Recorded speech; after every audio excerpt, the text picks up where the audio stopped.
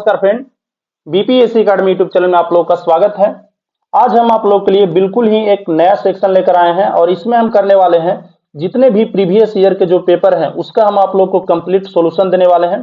तो जो आज हमारे पास पेपर है फ्रेंड, वह है 63वीं बीपीएससी का पेपर जो 2018 में इसका एग्जाम हुआ था। और यह आप लोग को क्यों देखना चाहिए या इससे आपका क्या बेनिफिट्स है। तो देखिए, मैं और किसी चीज का सोल्व नहीं करवा रहा हूं, मैं प्रीवियस ईयर ही क्यों सोल्व करवा रहा हूं, क्योंकि आप लोग को पता होगा कि बीपीएससी है वह प्रीवियस ईयर से बहुत प्रश्न को पूछता है और उसी से रिलेटेड आगे पीछे कर करके प्रश्न पूछते रहता है। तो अगर आप प्रीवियस ईयर को अच्छे से सोल्व कर लेंगे तो आपको बीपीएससी में किसी भी प्रकार का कोई डाउट या किसी भी प्रकार का आप लोग को कोई प्रॉब्लम नहीं होगा। तो जो हमारा टारगेट 120 प्लस है उसको हम लेकर के चल रहे हैं। और यह आप लोग को वीडियो कम मिलेगा तो सप्ताह में आपको 1 से 2 वीडियो आप लोग को मिल जाएगा। तो हमारा तो प्रयास यही रहेगा और वीडियो के लिए मैं स्पेशल समय निकाल रहा हूं, तो एक लाइक जरूर कर दीजिएगा, क्योंकि मैं भी आप लोग की तरह ही पढ़ाई करता हूं और उसके साथ जॉब भी करता हूं और आप लोग के लिए वीडियो भी बनाता हूं। तो एक लाइक जरूर कर दीजिएगा फ्रेंड। उसके साथ मैं आप लोग को अनअकैडमी के बारे में बताना चाहूंगा कि अनअकैडमी है वह 28 तारीख से आप लोग के लिए एक बैच लेकर आ रही है। विजय बीपीएससी करके आप लोग के लिए एक बैच लेकर आ रही है, तो उसको आप जरूर ज्वाइन कर लीजिएगा। इसमें आप लोग के लिए प्री और मेंस दोनों के लिए आप लोग को क्लासेस मिल जाएंगे और इसमें आप लोग को बेस्ट एजुकेटर भी मिल जाएंगे, आप लोग को एक शेड्यूल्ड क्लास भी मिल जाएगा। तो आप लोग जरूर इसको ज्वाइन कीजिएगा। साथ में आप लोग को अनअकैडमी ज्वाइन करने के जो बेनिफिट्स है उसके बारे में एक बार सुन लीजिए।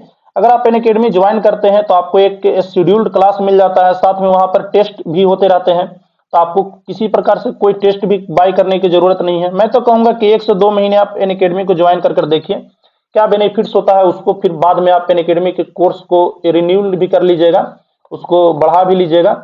तो आपको इसके लिए 10% का डिस्काउंट कैसे मिलेगा, तो आप कन्हैया 10 जरूर कोड अप्लाई कीजिएगा। कन्हैया 10 जब आप कोड को अप्लाई कीजिएगा तो आपको इंस्टेंट 10% डिस्काउंट मिल जाएगा और यह आप किसी भी प्लस सब्सक्रिप्शन पर ले सकते हैं, चाहे आप कोई भी प्लस सब्सक्रिप्शन आप ले। अनअकैडमी 10 कोर्स को अगर कोड को आप अगर अप्लाई करते हैं तो आपको 10% का इंस्टेंट डिस्काउंट मिल जाएगा। और साथ में अगर आपके पास पैसे का कोई प्रॉब्लम होता है तो आप ईएमआई के रूप में भी अनअकैडमी को पे कर सकते हैं। मान लीजिए आप 12 महीने का सब्सक्रिप्शन लेते हैं तो उसको आप ईएमआई के रूप में हर एक महीने पे कर सकते हैं अगर आपके पास पैसे नहीं है तो चलिए अब हम अपने क्वेश्चन पर आते हैं। तो आज का जो हमारा पहला प्रश्न है फ्रेंड, वह है घड़ी में प्रयोग होने वाले क्वार्टेज क्रिस्टल क्या होते हैं। तो इसका जो सही उत्तर हो जाएगा फ्रेंड वह सिलिकॉन डाइऑक्साइड हो जाएगा।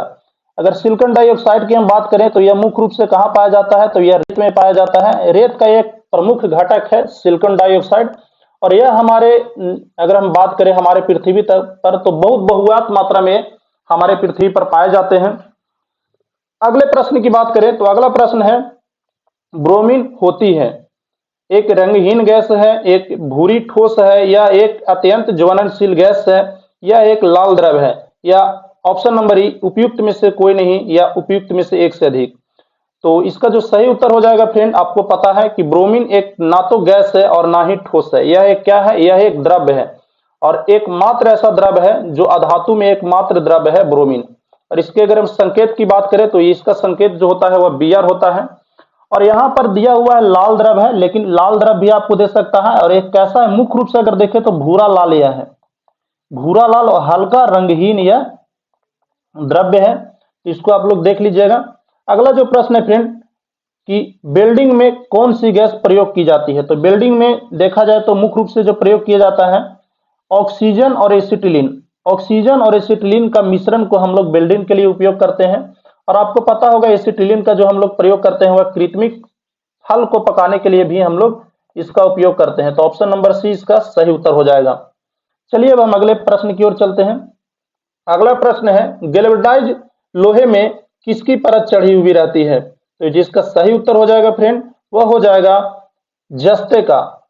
जस्ते का गैल्वेनाइज लोहे में परत चढ़ाया जाता है और इसको हम लोग किस प्रकार से चढ़ाते हैं, तो एक जार रख लेते हैं, उसमें जस्ते का लेप और एक जिस पर परत चढ़ाना है उसको रख लेते हैं और इसी विधि से जस्ते का उस पर लेप चढ़ाया जाता है।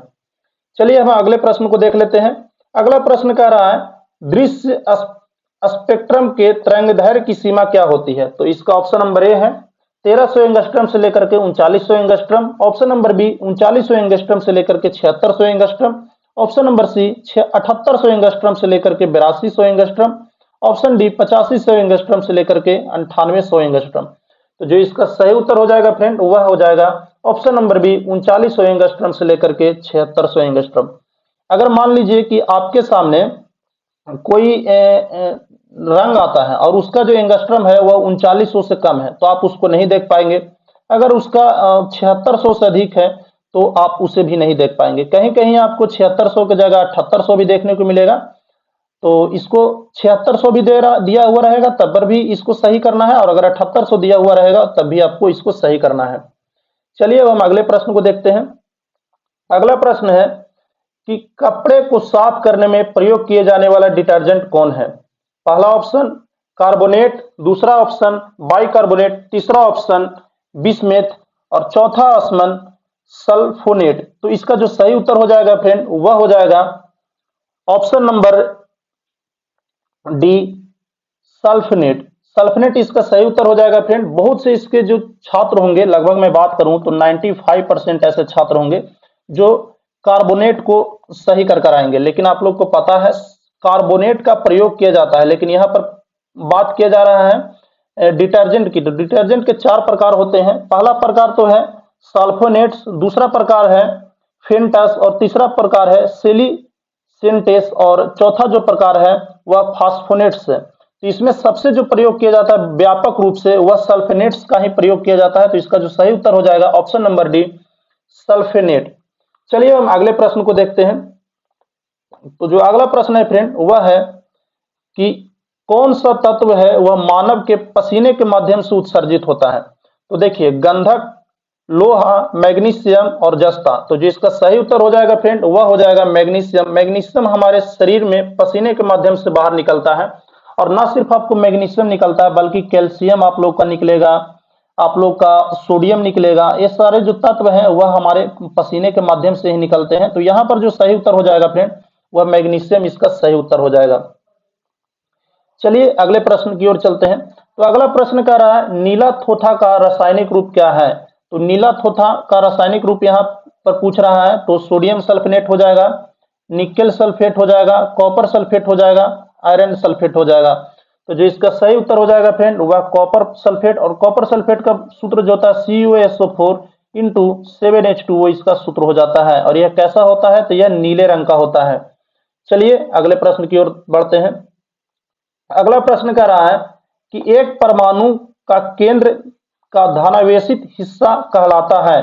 तो मान लीजिए परमाणु होता है, आपको पता है परमाणु यह हो गया, और परमाणु के जो केंद्र में क्या रहते हैं? परमाणु के केंद्र में न्यूक्लियस रहते हैं और इलेक्ट्रॉन इसके चारों ओर चक्कर लगाते हुए रहते हैं। तो यह पूछ रहा है धनावेशित हिस्सा। तो आपको पता होगा कि परमाणु के केंद्र में 2 चीज होते हैं। पहला तो होता है एक तो प्रोटॉन हो गया, और दूसरा जो होता है वह क्या हो गया? न्यूट्रॉन हो गया। तो न्यूट्रॉन पर तो कोई चार्ज नहीं रहता है, प्रोटॉन पे चार्ज रहता है। प्रोटॉन कहाँ रहता है? तो वह कहाँ रहता है? नाभिक में। तो जो इसका सही उत्तर हो जाएगा फ्रेंड वह क्या हो जाएगा? न्यूक्लियस इसका सही उत्तर हो जाएगा।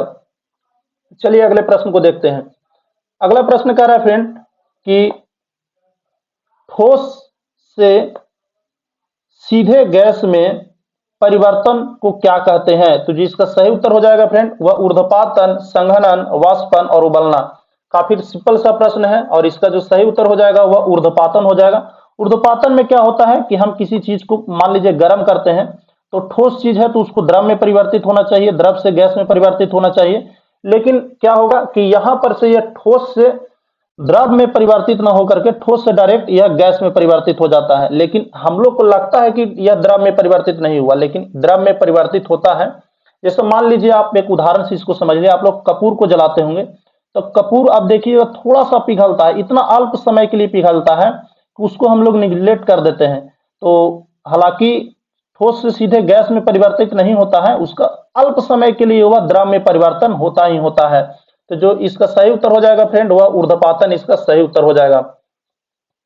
चलिए अगले प्रश्न की ओर चलते हैं। अगला प्रश्न कह रहा है कि मानव तंत्र में इंसुलिन किसका चयापचय नियंत्रित करता है? तो देखिए इंसुलिन जो है वह कार्बोहाइड्रेट का चयापचय है वह नियंत्रित करता है। और आपको पता होगा इंसुलिन क्या करता है? इंसुलिन कार्बोहाइड्रेट का चयापचय नियंत्रण करता है। और इससे अगर मान लीजिए कि यह क्या नियंत्रित करता है, तो नियंत्रित करता है यह ग्लूकोज को नियंत्रित करता है, ग्लूकोज को नियंत्रित करता है। और चयापचय किसका नियंत्रित करता है? तो कार्बोहाइड्रेट का यह चयापचय नियंत्रित करता है। अगले प्रश्न को देखते हैं। अगला प्रश्न है, कौन एंटीबायोटिक है? एंटीबायोटिक के बारे में पूछ रहा है। पेनिसिलिन है, एस्पिरिन है, पैरासीटामोल है, सल्फाडाइजिन है। यहाँ पर जो सही उत्तर हो जाएगा फ्रेंड वह हो जाएगा पेनिसिलिन। और पेनिसिलिन की जो खोज किए थे, आपको पता होगा, पेनिसिलिन के जो खोज किए थे फ्रेंड वह किए थे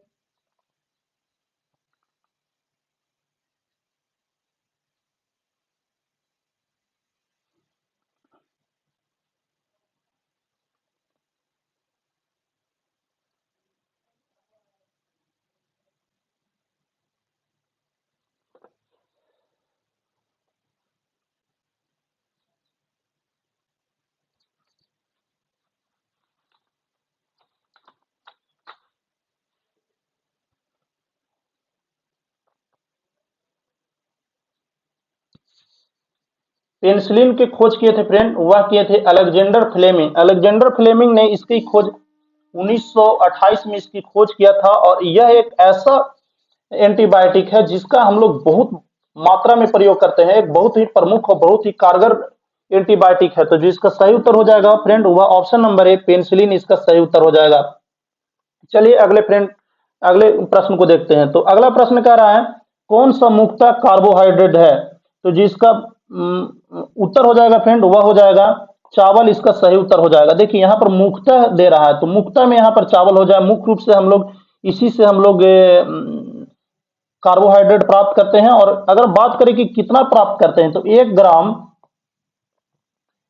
ग्राम चावल से हम लोग 17 किलो जूल ऊर्जा हम लोग कार्बोहाइड्रेट प्राप्त कर सकते हैं। 17 किलो जूल ऊर्जा। तो देख रहे हैं कितना ज्यादा हमें चावल से कार्बोहाइड्रेट प्राप्त होता है। इसलिए कहा जाता है कि चावल जो है वह हमारे भोजन का एक नेसेसरी हिस्सा है और कार्बोहाइड्रेट भी हमारे ऊर्जा के लिए सबसे महत्वपूर्ण घटक है। तो चलिए अगले प्रश्न को देखते हैं। अगला प्रश्न है, निम्नलिखित में से सबसे भारी धातु कौन है? तो सबसे भारी धातु की अगर बात कर रहा है तो यहाँ पर दिया हुआ है सोना, चांदी, पारा और प्लेटिनियम। तो जो इसका सही उत्तर हो जाएगा फ्रेंड वह हो जाएगा प्लेटिनियम। अगर हम सबसे हल्की धातु की बात करें तो इसमें सबसे हल्की धातु हो जाएगा वह चांदी हो जाएगा। उसके बाद जो दूसरे स्थान में हो जाएगा वह कौन हो जाएगा? तो दूसरे स्थान पर हो जाएगा पारा, और तीसरे स्थान पर हो जाएगा सोना, और चौथे स्थान पर सबसे भारी धातु है वह प्लेटिनियम हो जाएगा। तो इसको आप लोग थोड़ा सा ध्यान रखिएगा क्योंकि बीपीएससी इस प्रकार का प्रश्न हमेशा पूछते रहता है। तो चलिए हम अगले प्रश्न की ओर चलते हैं। तो अगला प्रश्न है, स्टेनलेस स्टील एक मिश्र धातु है। आप लोग को पता होगा अभी स्टेनलेस स्टील बहुत ही अधिक मात्रा में प्रयोग किया जाता है। इसका प्रयोग इसलिए किया जाता है क्योंकि इस पर जंग नहीं लगता है। तो यह किसका किसका मिश्रण होता है? तो लोहा और निकेल का, लोहे और क्रोमियम का, तांबा और क्रोमियम का, या तांबे और जस्ते का। तो जो इसका सही उत्तर हो जाएगा फ्रेंड वह हो जाएगा उपयुक्त में से कोई नहीं, क्योंकि जो स्टेनलेस स्टील मिश्रण होता है वह लोहा, निकेल, क्रोमियम, साथ में इसमें कार्बन और भी अन्य तत्व भी मिलाए जाते हैं। तो इसका जो सही उत्तर हो जाएगा फ्रेंड वह उपयुक्त में से कोई नहीं होगा, क्योंकि देखिए सिर्फ यहाँ पर लोहा निकेल दिया है, लोहा क्रोमियम दिया है, और यहाँ पर दे दिया है लोहा और निकेल। तो कोई भी इसमें कंप्लीट नहीं है। तो इसका जो सही उत्तर हो जाएगा ऑप्शन नंबर डी, उपयुक्त में से कोई नहीं या उपयुक्त में से एक से अधिक। तो चलिए अब हम अगले प्रश्न को देखते हैं। अगला प्रश्न कह रहा है कि टूटी हुई हड्डियों की रक्षा के लिए प्लास्टर ऑफ पेरिस का प्रयोग किया जाता है। तो प्लास्टर ऑफ पेरिस का प्रयोग किया जाता है, यह क्या है? तो इसका जो ऑप्शन दिया हुआ है फ्रेंड वह है, एक बूझा चूना है, कैल्शियम कार्बोनेट है, कैल्शियम ऑक्साइड है और जिप्सम है। तो जो इसका सही उत्तर हो जाएगा फ्रेंड वह हो जाएगा जिप्सम। और जिप्सम का सूत्र क्या होता है? तो जिप्सम का जो सूत्र होता है वह होता है CaSO4 इंटू 2H2O, और जब हम इसको गर्म करते हैं तब इसका 2H2O हो जाता है हाफ H2O। तो यह क्या बन जाता है? जब हाफ H2O हो जाएगा तो हो जाएगा plaster of Paris, plaster of Paris हो जाता है। और अगर हम बात करें कि कितना डिग्री पर इसको गर्म किया जाता है, तो इसके लिए हम जो इसका प्रयोग करते हैं वह कितना 150 डिग्री पर इसको गर्म किया जाता है, तब यह जिप्सम से यह प्लास्टर ऑफ पेरिस बन जाता है। इस प्रक्रिया को, पूरे प्रक्रिया को क्या कहा जाता है? तो इस प्रक्रिया को निर्जलीकरण इसको कहा जाता है। आप लोगों से पूछा भी जा सकता है कि जिप्सम से प्लास्टर ऑफ पेरिस बनाने के लिए किस प्रक्रिया का उपयोग किया जाता है, तो निर्जलीकरण प्रक्रिया का उपयोग किया जाता है। साथ में आप इस सेक्शन को जरूर से जरूर शेयर करें, और जो भी यह मेरा क्योंकि फर्स्ट सेक्शन है तो कुछ हो सकता है हम गलतियां करें, तो इसको आप कमेंट कर जरूर बताइएगा ताकि मैं उसको आगे सुधार कर सकूं। चलिए अगले प्रश्न को देखते हैं। अगला प्रश्न कह रहा है फ्रेंड कि हाइड्रोकार्बन जिसमें दो परमाणु द्विबंध द्वारा जुड़े होते हैं, तो जो इसका ऑप्शन है फ्रेंड उसको एक बार हम लोग देख लेते हैं। तो ऑप्शन है एल्कीन, एल्केन, एल्कीन, एल्काइन और आयनिक बंध। तो जो इसका सही उत्तर हो जाएगा फ्रेंड वह हो जाएगा एल्कीन। एल्कीन इसका सही ऑप्शन हो जाएगा। और जो इसका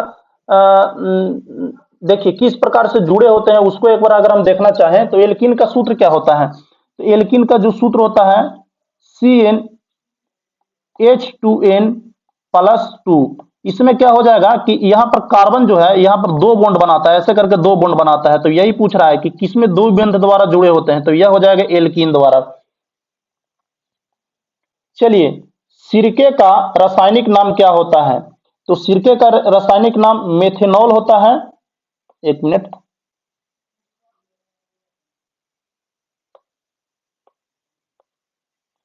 सिरके का रासायनिक नाम क्या होता है, तो मेथेनॉल, एथेनॉल, एसेटिक अम्ल या एथिल एसिड। तो जो इसका सही उत्तर हो जाएगा फ्रेंड वह हो जाएगा एसेटिक एसिड। एसेटिक एसिड इसका सही उत्तर हो जाएगा। आप लोग को पता होगा एसेटिक एसिड कितना प्रयोग किया जाता है, तो इसका अगर हम उत्तर जानना चाहें तो एसेटिक एसिड है वह 3 से 9% सिरका में लगभग रहता है, यह 3 से 9%। और इतनी मात्रा ही सिरका को एसिटिक एसिड की इतनी मात्रा है वह किसी द्रव्य को सिरका के रूप में प्रयोग कर परिवर्तित कर सकती है। तो कितना परसेंट, 3 से 9% इसका सही उत्तर हो जाएगा। चलिए अगले प्रश्न को देखते हैं। कार के बैटरी में क्या प्रयोग किया जाता है, तो कार के बैटरी में आप लोग को काफी सिंपल किस्सा क्वेश्चन है, और इसका जो सही उत्तर हो जाएगा एसेटिक अम्ल, हाइड्रोक्लोरिक अम्ल, नाइट्रिक अम्ल और सल्फ्यूरिक अम्ल। तो जो इसका सही उत्तर हो जाएगा फ्रेंड वह सल्फ्यूरिक अम्ल हो जाएगा। और यह एक काफी प्रबल अम्ल है, तो इसका जो सूत्र होता है वह H2SO4 इसका सूत्र होता है। चलिए अगले प्रश्न की ओर देखते हैं। सोडा वाटर की बोतल को खोलने में निकलने वाली कौन सी गैस उससे निकलती है, तो जो इसका सही उत्तर हो जाएगा फ्रेंड वह कार्बन डाइऑक्साइड होगा। आप लोग को पता होगा कि जब हम सोडा वाटर यानी कि जैसे कोको कोला हो गया, स्प्राइट हो गया, ये सब बनाने में क्या करते हैं हम लोग, पानी, कार्बन डाइऑक्साइड प्लस जल का यह मिश्रण होता है। तो आपसे यह भी पूछा जा सकता है कि सोडा वाटर किसका मिश्रण होता है, तो क्या बताइएगा, तो जल और कार्बन का सोडा वाटर मिश्रण होता है। तो यह काफी पॉपुलर क्वेश्चन है और हमेशा एग्जाम में आते रहता है। चलिए अब हम लोग देख लेते हैं। यहां पर से करंट का सेक्शन स्टार्ट हो जाता है, तो हम करंट को नहीं देखेंगे क्योंकि करंट है वह 2018 वाला है, तो इससे कोई मतलब बनता नहीं है देखने का, तो इसको हम लोग स्किप कर देते हैं। और कहां तक करंट है थोड़ा हम लोग उसको अगर देख लें तो ये सब अभी करंट ही है, और इसको हम लोग स्किप कर देंगे, पूरे करंट को हम लोग स्किप कर देंगे फ्रेंड। हाँ, अब यहां पर से आ जाता है सिंधु घाटी सभ्यता यानी कि हिस्ट्री का पोर्शन स्टार्ट हो जाता है, और इसको हम लोग देख लें। तो अगर हम यहाँ पर दे रहा है फ्रेंड कि सिंधु घाटी सभ्यता की सबसे प्रमुख विशेषता क्या थी, पक्की ईंटों से बनी इमारत, प्रथम असली मेहराब या पूजा स्थल या कला एवं वास्तुकला। तो यहाँ पर देखिए सबसे प्रमुख विशेषता की बात कर रहा है, तो सिंधु घाटी सभ्यता की सबसे प्रमुख जो विशेषता थी तो वह तो यह थी कि यह एक पहली नगरीय सभ्यता थी। दूसरी क्या थी कि वहां पक्की ईंटों से बने हुए इमारत थे। तो ये सब कुछ ऐसी चीजें थी जो उसको नगरीय सभ्यता के रूप में प्रस्तुत करती थी, और यही उसकी सबसे प्रमुख विशेषता थी। तो जो इसका सही उत्तर हो जाएगा फ्रेंड वह पक्की ईंटों से बनी इमारत इसका सही उत्तर हो जाएगा, क्योंकि यह इसके प्रमुख विशेषता में शामिल है। और दूसरी प्रमुख विशेषता इसका क्या है, वह नगरीय सभ्यता के रूप में होना है। चलिए अगले प्रश्न को देखते हैं। अगला प्रश्न है मेगास्थनीज किसका दूत था, तो मेगास्थनीज सेल्यूकस निकेटर का दूत था, और सेल्यूकस निकेटर के दूत रहते भर में यह कब से कब तक भारत में रहा था, इसको अगर आप ध्यान देना चाहें तो यह रहा था 298 ईसा पूर्व से 302 ईसा पूर्व से 298 ईसा पूर्व तक यह भारत में चंद्रगुप्त मौर्य के दरबार में रहा था। और इसने एक पुस्तक भी, बहुत ही इंपॉर्टेंट पुस्तक भी लिखी थी, और वह पुस्तक था इंडिका, जिसमें इसने बताया था कि भारतीय समाज है वह 7 वर्णों में विभाजित है, और वह 7 वर्ण कौन थे? तो सैनिक था, दार्शनिक था, अहीर था, इसी प्रकार से 7 वर्णों में विभाजित किया था। तो हालांकि यह जो इसका विभाजन 7 वर्ण वाला था वह सही नहीं था, और यह वर्ण व्यवस्था में यह फेल हो गया था विभाजन करने में। तो काफी इसने इंपोर्टेंट पुस्तक लिखा है इंड का, उसको भी आप लोग ध्यान थोड़ा रख लीजिएगा, क्योंकि इससे प्रश्न पूछे जाते रहे हैं। अगला जो प्रश्न है फ्रेंड वह है, कौटिल्य की पुस्तक अर्थशास्त्र किस विषय पर आधारित है? तो आपको अगर पता होगा कि कौटिल्य कौन थे, तो कौटिल्य चंद्रगुप्त मौर्य के प्रधानमंत्री और उसके गुरु थे। जब चंद्रगुप्त मौर्य गद्दी पर बैठा था तो कौटिल्य को वह अपना प्रधानमंत्री बनाया था, और उसने एक पुस्तक लिखी थी अर्थशास्त्र। यह अर्थशास्त्र जो पुस्तक थी फ्रेंड मुख्य रूप से वह राजनीतिक पर आधारित थी, और इसमें इन्होंने वर्णन किया था पूरे किस प्रकार से उस समय चंद्रगुप्त मौर्य को रखा जाता था। जैसे इसमें इन्होंने बताया था कि चंद्रगुप्त मौर्य हैं जो कभी भी एक कमरा में दोबारा नहीं सोते हैं, तो ये सारी चीजें इसने बताया था। तो जो इसका सही उत्तर हो जाएगा फ्रेंड वह हो जाएगा ऑप्शन नंबर बी, शासन काल के सिद्धांत और अभ्यास, इसका सही उत्तर हो जाएगा। और अगले प्रश्न की ओर चलते हैं। अगला प्रश्न है, त्रिपिटक किस धार्मिक पुस्तक है? किसकी धार्मिक पुस्तक है? तो जैनों का, बौद्धों का, पारसियों का, या बौद्धों का? तो जो इसका सही उत्तर हो जाएगा फ्रेंड वह हो जाएगा बौद्धों का, और बौद्धों का यह सबसे पवित्र ग्रंथ है। और इस 3 प्रकार के त्रिपिटक होते हैं, जैसा कि नाम से पता चला, त्रिपिटक, विनय पिटक, सूत पिटक और अभिधम्म पिटक। विनय पिटक जो है वह, विनय पिटक में किसकी चर्चा की गई है, इसको अगर हम थोड़ा सा विस्तार से देखना चाहें तो विनय पिटक में चर्चा की गई है अनुशासन के बारे में। दूसरी अगर हम देखें कि सूत पिटक में किसकी चर्चा की गई है, तो इसका सूत पिटक में मुख्य रूप से व्याख्या में देखने को मिलता है, और अभिधम्म जो पिटक है उसमें हम लोग को सिद्धांत देखने को मिलता है। अगर इसको हम थोड़ा सा और विस्तार से समझना चाहें तो त्रिपिटक का अर्थ क्या होता है? तो त्रिपिटक का अर्थ जो होता है वह 3 टोकरी, टोकरी 3 टोकरी इसका शाब्दिक अर्थ है, और यह काफी प्रमुख ग्रंथ है बौद्धों का, तो यह भी आप लोग थोड़ा सा ध्यान रख लीजिएगा। और अगर आपको सेक्शन हमारा जो किया हुआ है वो आपको पसंद आ रहा है तो जरूर सब्सक्राइब कीजिएगा। हालांकि मैं इसमें आगे और सुधार भी करूंगा, इसलिए मैं आप लोगों से कह रहा हूं कि आप लोग इस चैनल को सब्सक्राइब कर लीजिए, क्योंकि टारगेट 120 है, उसको हम लोग को भूलना नहीं है। तो चलिए अगले प्रश्न को देखते हैं। तो अगला प्रश्न है, अशोक के धम्म का मूल सिद्धांत क्या था? तो देखिए आप लोग को सिर्फ और सिर्फ एक चीज ध्यान रखना है कि अशोक का जो धम्म था वह कोई धार्मिक उपदेश नहीं देता था, सॉरी, कोई धार्मिक उपदेश नहीं देता था यह, कि किसी भी हिंदू को इससे दिक्कत हो जाए, किसी भी मुस्लिम को इससे दिक्कत हो जाए, तो आपको पहली नंबर की यह आप लोग को ऑप्शन से छांट लेना है, जो भी धर्म से रिलेटेड रहेगा उसको ऑप्शन से छांट लेना है। यह एक ऐसा उपदेश देता था जिससे ना हिंदू को प्रॉब्लम हो ना मुस्लिम को प्रॉब्लम हो। इसमें सामान्य जो नियति होती है जिससे हर एक मनुष्य को पालन करना चाहिए, सिर्फ और उसी के बारे में यह बात करता था। तो इसमें राजा के प्रति वफादारी के बात यह तो बिल्कुल गलत है, किसी आदमी को हो सकता है राजा के प्रति वह वफादारी नहीं भी दिखाए। शांति एवं अहिंसा यह बिल्कुल सही बात है, प्रत्येक व्यक्ति को शांति एवं अहिंसा दिखाना ही चाहिए, और यही सारा चीज है जो उसमें शामिल किया गया था, जो प्रत्येक आदमी को होना ही चाहिए। जैसे बड़ों का सम्मान प्रत्येक आदमी को करना चाहिए, धार्मिक सहनशीलता प्रत्येक आदमी को करना चाहिए। यहाँ पर जो सही उत्तर निकल कर आ रहा है वहां पर से 3 सही उत्तर निकल कर आ रहा है, इसलिए जो इसका सही उत्तर हो जाएगा ऑप्शन नंबर डी, उपयुक्त में से एक से अधिक। ऑप्शन नंबर ई इसका सही उत्तर हो जाएगा। चलिए अगले प्रश्न को देख लेते हैं। अगला प्रश्न कह रहा है, मौर्य समाज 7 वर्णों में विभाजित था, और इसका विशेष रूप से कहां उल्लेख किया गया है? तो मैंने आप लोग को बताया भी था कि इसका जो उल्लेख किया गया है वह मेगास्थनीज की पुस्तक इंडिका में किया गया। इसलिए मैं आप लोग को बोलता हूं कि जैसे मान लीजिए कि मैंने उस प्रश्न को वहां पर सोल्व करवाया, तो मैंने आपको बता दिया मेगास्थनीज के बारे में, सेल्यूकस निकेटर के बारे में थोड़ा सा बता दिया, वहां पर इंडिका के बारे में बता दिया, तो देखिए वहां से एक प्रश्न तो यहाँ पर टच कर गया। तो इसलिए मैं आप लोग को बोलता हूं कि आप प्रश्नों का विश्लेषण बहुत विस्तार से समझें, ताकि उससे रिलेटेड जितने भी प्रश्न हैं उसको आप पूरा सोल्व कर सकें। तो चलिए अगले प्रश्न की ओर हम बढ़ते हैं। अगला प्रश्न है कि प्रसिद्ध चीनी यात्री फाहियान किसके शासन काल में आया था? तो जो इसका सही उत्तर हो जाएगा फ्रेंड वह हो जाएगा चंद्रगुप्त प्रथम दिया हुआ है, चंद्रगुप्त द्वितीय दिया गया है, रामगुप्त दिया गया है, श्रीगुप्त दिया गया है। तो जिसका सही उत्तर हो जाएगा वह चंद्रगुप्त द्वितीय हो जाएगा। चंद्रगुप्त द्वितीय के समय में ही फाहियान भारत में आया था और यह कब से कब तक भारत में रहा, तो उसको अगर हम देखना चाहें तो यह रहा था 399 से, सॉरी एक मिनट, यह रहा था 399 से लेकर के 1414 ईस्वी तक यह भारत में रहा था। और यह मुख्य रूप से क्यों आया था, अगर इसको आप समझना चाहें तो यह भारत में मुख्य रूप से दर्शन के जो चीजें थी, बौद्ध दर्शन को, उसको पढ़ने के लिए मुख्य रूप से भारत आया था। और उसके बाद यह अपना चीन में लौट गया। तो इसने एक अपना यात्रा वृत्तांत भी लिखा है जो काफी प्रसिद्ध है। इसने एक अपना एक यात्रा वृत्तांत भी लिखा है, वह काफी प्रसिद्ध है।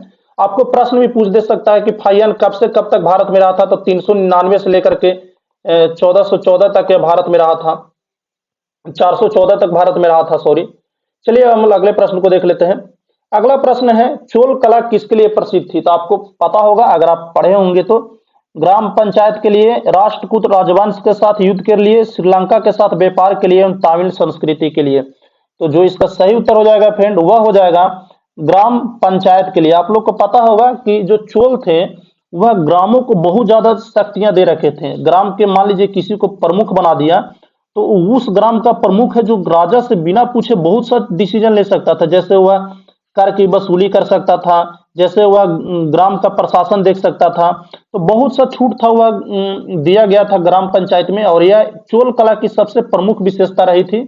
साथ में अगर हम चोलों के बारे में बात करें तो चोल जो थे वह नौसेना के लिए भी काफी प्रसिद्ध थे। इनके पास नौसेना थी, वह सभी से उत्कृष्ट नौसेना थी। तो यह भी काफी पूछा जाता है कि चोल कला किसके लिए प्रसिद्ध था, चोल काल किसके लिए प्रसिद्ध था, तो नौसेना के लिए मुख्य रूप से प्रसिद्ध थे। और ग्राम पंचायत तो इसका सही उत्तर होगा ही होगा। चलिए अब हम लोग देख लेते हैं कि दक्षिण भारत के मंदिरों का मुख्य आकर्षण क्या था। शिखर हो जाएगा, गोपुरूप हो जाएगा, देवालय हो जाएगा, या मंडप हो जाएगा। तो जो इसका सही उत्तर हो जाएगा फ्रेंड, वह हो जाएगा गोपुरूप। गोपुरूप क्या होता है कि एक चरखुट बनाया जाता है और यह मंदिर में प्रवेश द्वार तक ले जाने वाले एक रास्ता होता है, उसी को बोलते हैं गोपुरूप। और यह काफी उत्कृष्ट होता है, दक्षिण भारत के मंदिरों में आपको देखने को यह मिलेगा। तो चलिए अगले प्रश्न को देखते हैं। विजयनगर साम्राज्य के अवशेष हैं वह हमें कहां से प्राप्त होते हैं? तो जो विजयनगर साम्राज्य के जो अवशेष हैं फ्रेंड, वह हमें प्राप्त होते हैं हम्पी के। हम्पी से हमें विजयनगर साम्राज्य के अवशेष प्राप्त होते हैं। और यह कहाँ है? तो यह कर्नाटक में है। और यहाँ पे अगर हम विजयनगर साम्राज्य की बात करें तो विजयनगर साम्राज्य के जो संस्थापक थे वह हरिहर एवं बुक्का, हरिहर एवं बुक्का दो भाई थे जिन्होंने विजयनगर साम्राज्य की स्थापना की थी 1336 ईस्वी में। इसके जो प्रसिद्ध राजा हुए फ्रेंड, उसकी अगर हम बात करें तो इसके कृष्णदेवराय एक बहुत ही प्रसिद्ध राजा हुए। कृष्णदेवराय इसके बहुत ही प्रसिद्ध राजा हुए। तो इस सारे चीजों का आप लोग थोड़ा ध्यान रखते चलिएगा। और क्योंकि इस वीडियो में मैंने बहुत ज्यादा समय दिया है और मेरे पास समय का भी अभाव रहता है, तो बस एक मोटिवेशन के लिए अगर आप वीडियो को देख रहे हैं, क्योंकि मुझे पता है कि बहुत ज्यादा छात्र इस वीडियो को नहीं देख रहे होंगे क्योंकि मेरा यूट्यूब चैनल बहुत बड़ा नहीं है, तो जो भी देख रहे हैं कम पर तो एक लाइक तो जरूर कर दीजिएगा ताकि मुझे अच्छा लगे। चलिए, कौन सा वह प्रथम मुस्लिम शासक था जिसने भारत में शासन सिद्धांत के जगह राजाओं के ईश्वरीय सिद्धांत को ज्यादा महत्व दिया था? तो यह राजा ऐबक हो जाएगा, इल्तुतमिश हो जाएगा, बलबन हो जाएगा, या अलाउद्दीन हो जाएगा। तो देखिए कौन यह राजा करेगा जिसको सबसे ज्यादा खतरा होगा। तो सबसे ज्यादा खतरा किसको था? तो सबसे ज्यादा खतरा था बलबन को, क्योंकि बलबन दल ए चालीसा का सदस्य था। दल ए चालीसा का सदस्य था। दल ए चालीसा की अगर हम बात करें तो यह 40 सरदारों का एक ग्रुप होता था और इसको जो निर्माण किया था वह करवाया था इल्तुतमिश ने, इसका निर्माण करवाया था। तो यह इसी का सदस्य था और पहला ऐसा सदस्य था जो राजा बना था। तो इसको हमेशा लगते रहता था कि हमें कोई राजा से हटा ना दे। इसके लिए इन्होंने एक सिद्धांत चलाया कि अगर मान लीजिए हमको कोई आदमी की तरह महत्व देगा तो तब तो हमको हटा देगा, लेकिन अगर हमको राजा की तरह महत्व देगा तब हमको कोई नहीं हटा सकता। इसलिए इसने ईश्वरीय सिद्धांत को स्वीकार करवाया सबसे, और इसने बोला कि राजा है वह ईश्वर का क्या है? प्रतिनिधि है, ईश्वर का प्रतिनिधि है। और इसने एक और चीज चलवाया था, उसको अगर आप ध्यान रखना चाहेंगे तो इसने चलवाया था सिजदा एवं पाबोस, जिसमें इसके पैर को लोग छू करके चूमते थे और इसको झुक करके मतलब सिजदा करते थे। तो यह इसने चलवाया था अपने आप को श्रेष्ठ साबित करने के लिए। तो इसका जो सही उत्तर हो जाएगा फ्रेंड वह बलबन इसका सही उत्तर हो जाएगा। काफी क्रूर शासक था, दल चालीसा का इसने पूरी तरह से समापन कर दिया, जितने भी 40 सरदार थे उसको पूरा तरह से बर्बाद कर दिया।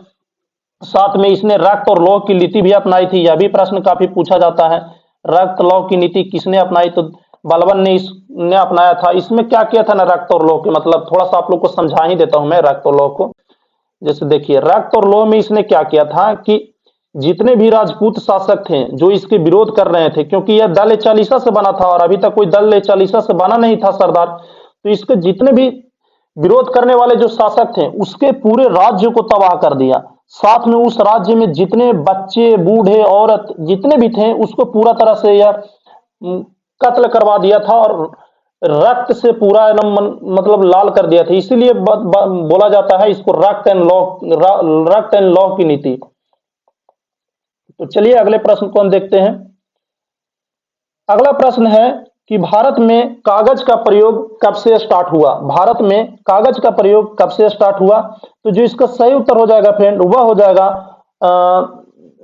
जो इसका सही उत्तर हो जाएगा वह हो जाएगा 12वीं शताब्दी। हालांकि सबसे पहले अगर हम कागज के प्रयोग देखें तो सबसे पहले जो कागज का प्रयोग था वह 7वीं शताब्दी में चीन में स्टार्ट हुआ था, और भारत की अगर बात करें तो भारत में 12वीं शताब्दी में आ गया था और कुछ मात्राओं में 11वीं शताब्दी में भी प्रयोग होने लगा था। लेकिन मुख्य रूप से अगर देखा जाए तो 12वीं शताब्दी से भारत में प्रयोग हो रहा था और सबसे पहले 7वीं शताब्दी में चीन में इसका प्रयोग किया जा रहा था। तो चलिए अब हम अगले प्रश्न को देख लेते हैं। यूरोपीय चित्रकारी का प्रवेश किसके दरबार में हुआ था? यूरोपीय चित्रकारी का प्रयोग किसके दरबार में हुआ था? तो यहाँ पर ऑप्शन है हुमायूं, अकबर, जहांगीर और शाहजहां। तो देखिए 1605 तक के अकबर रहा, और आपको पता है कि भारत में अंग्रेज कब आए? तो 1600 में आए। यहाँ पे बहुत से जो छात्र होंगे वह गलत कर देंगे, वह जहांगीर को आंसर लगा देंगे, लेकिन जहांगीर को आपको आंसर नहीं लगाना है। 1600 में जब अंग्रेज आए थे उसी समय भारत में यूरोपीय चित्रकारी है वह मुगल दरबार में प्रवेश कर चुका था। कुछ ऐसे चित्रकार थे 1600 ईस्वी में ही जो मुगल दरबार में आकर चित्र उत्र बनाने लगे थे। तो इसका जो सही उत्तर हो जाएगा फ्रेंड वह अकबर इसका सही उत्तर हो जाएगा। कंफ्यूज नहीं होना है, आपको यह ध्यान रखना है कि अकबर के काल में ही अंग्रेज लोग भारत आ चुके थे, ना कि 1605 के बाद। 1605 तक तो अकबर रहा था ना, इसको आप कहाँ भूल जाइएगा, 5 साल को कहाँ निगलेक्ट कर दीजिएगा आप। तो चलिए अगले प्रश्न को देखते हैं। अगला प्रश्न है फ्रेंड कि भारत में किसके शासनकाल में ईस्ट इंडिया कंपनी का गठन हुआ? जैसा कि मैंने आप लोग को अभी ऊपर ही के प्रश्न में समझाया था, इसीलिए मैं आप लोगों को बोलता हूं कि आपको प्रीवियस ईयर पेपर को बहुत ही अच्छे तरीके से समझना चाहिए। जैसे देखिए किसके शासनकाल में इंग्लिश ईस्ट इंडिया कंपनी का गठन हुआ? औरंगजेब, अकबर, जहांगीर, हुमायूं। तो ईस्ट इंडिया कंपनी का जो गठन हुआ था वह दिसंबर 1600 में हुआ था। सॉरी फ्रेंड,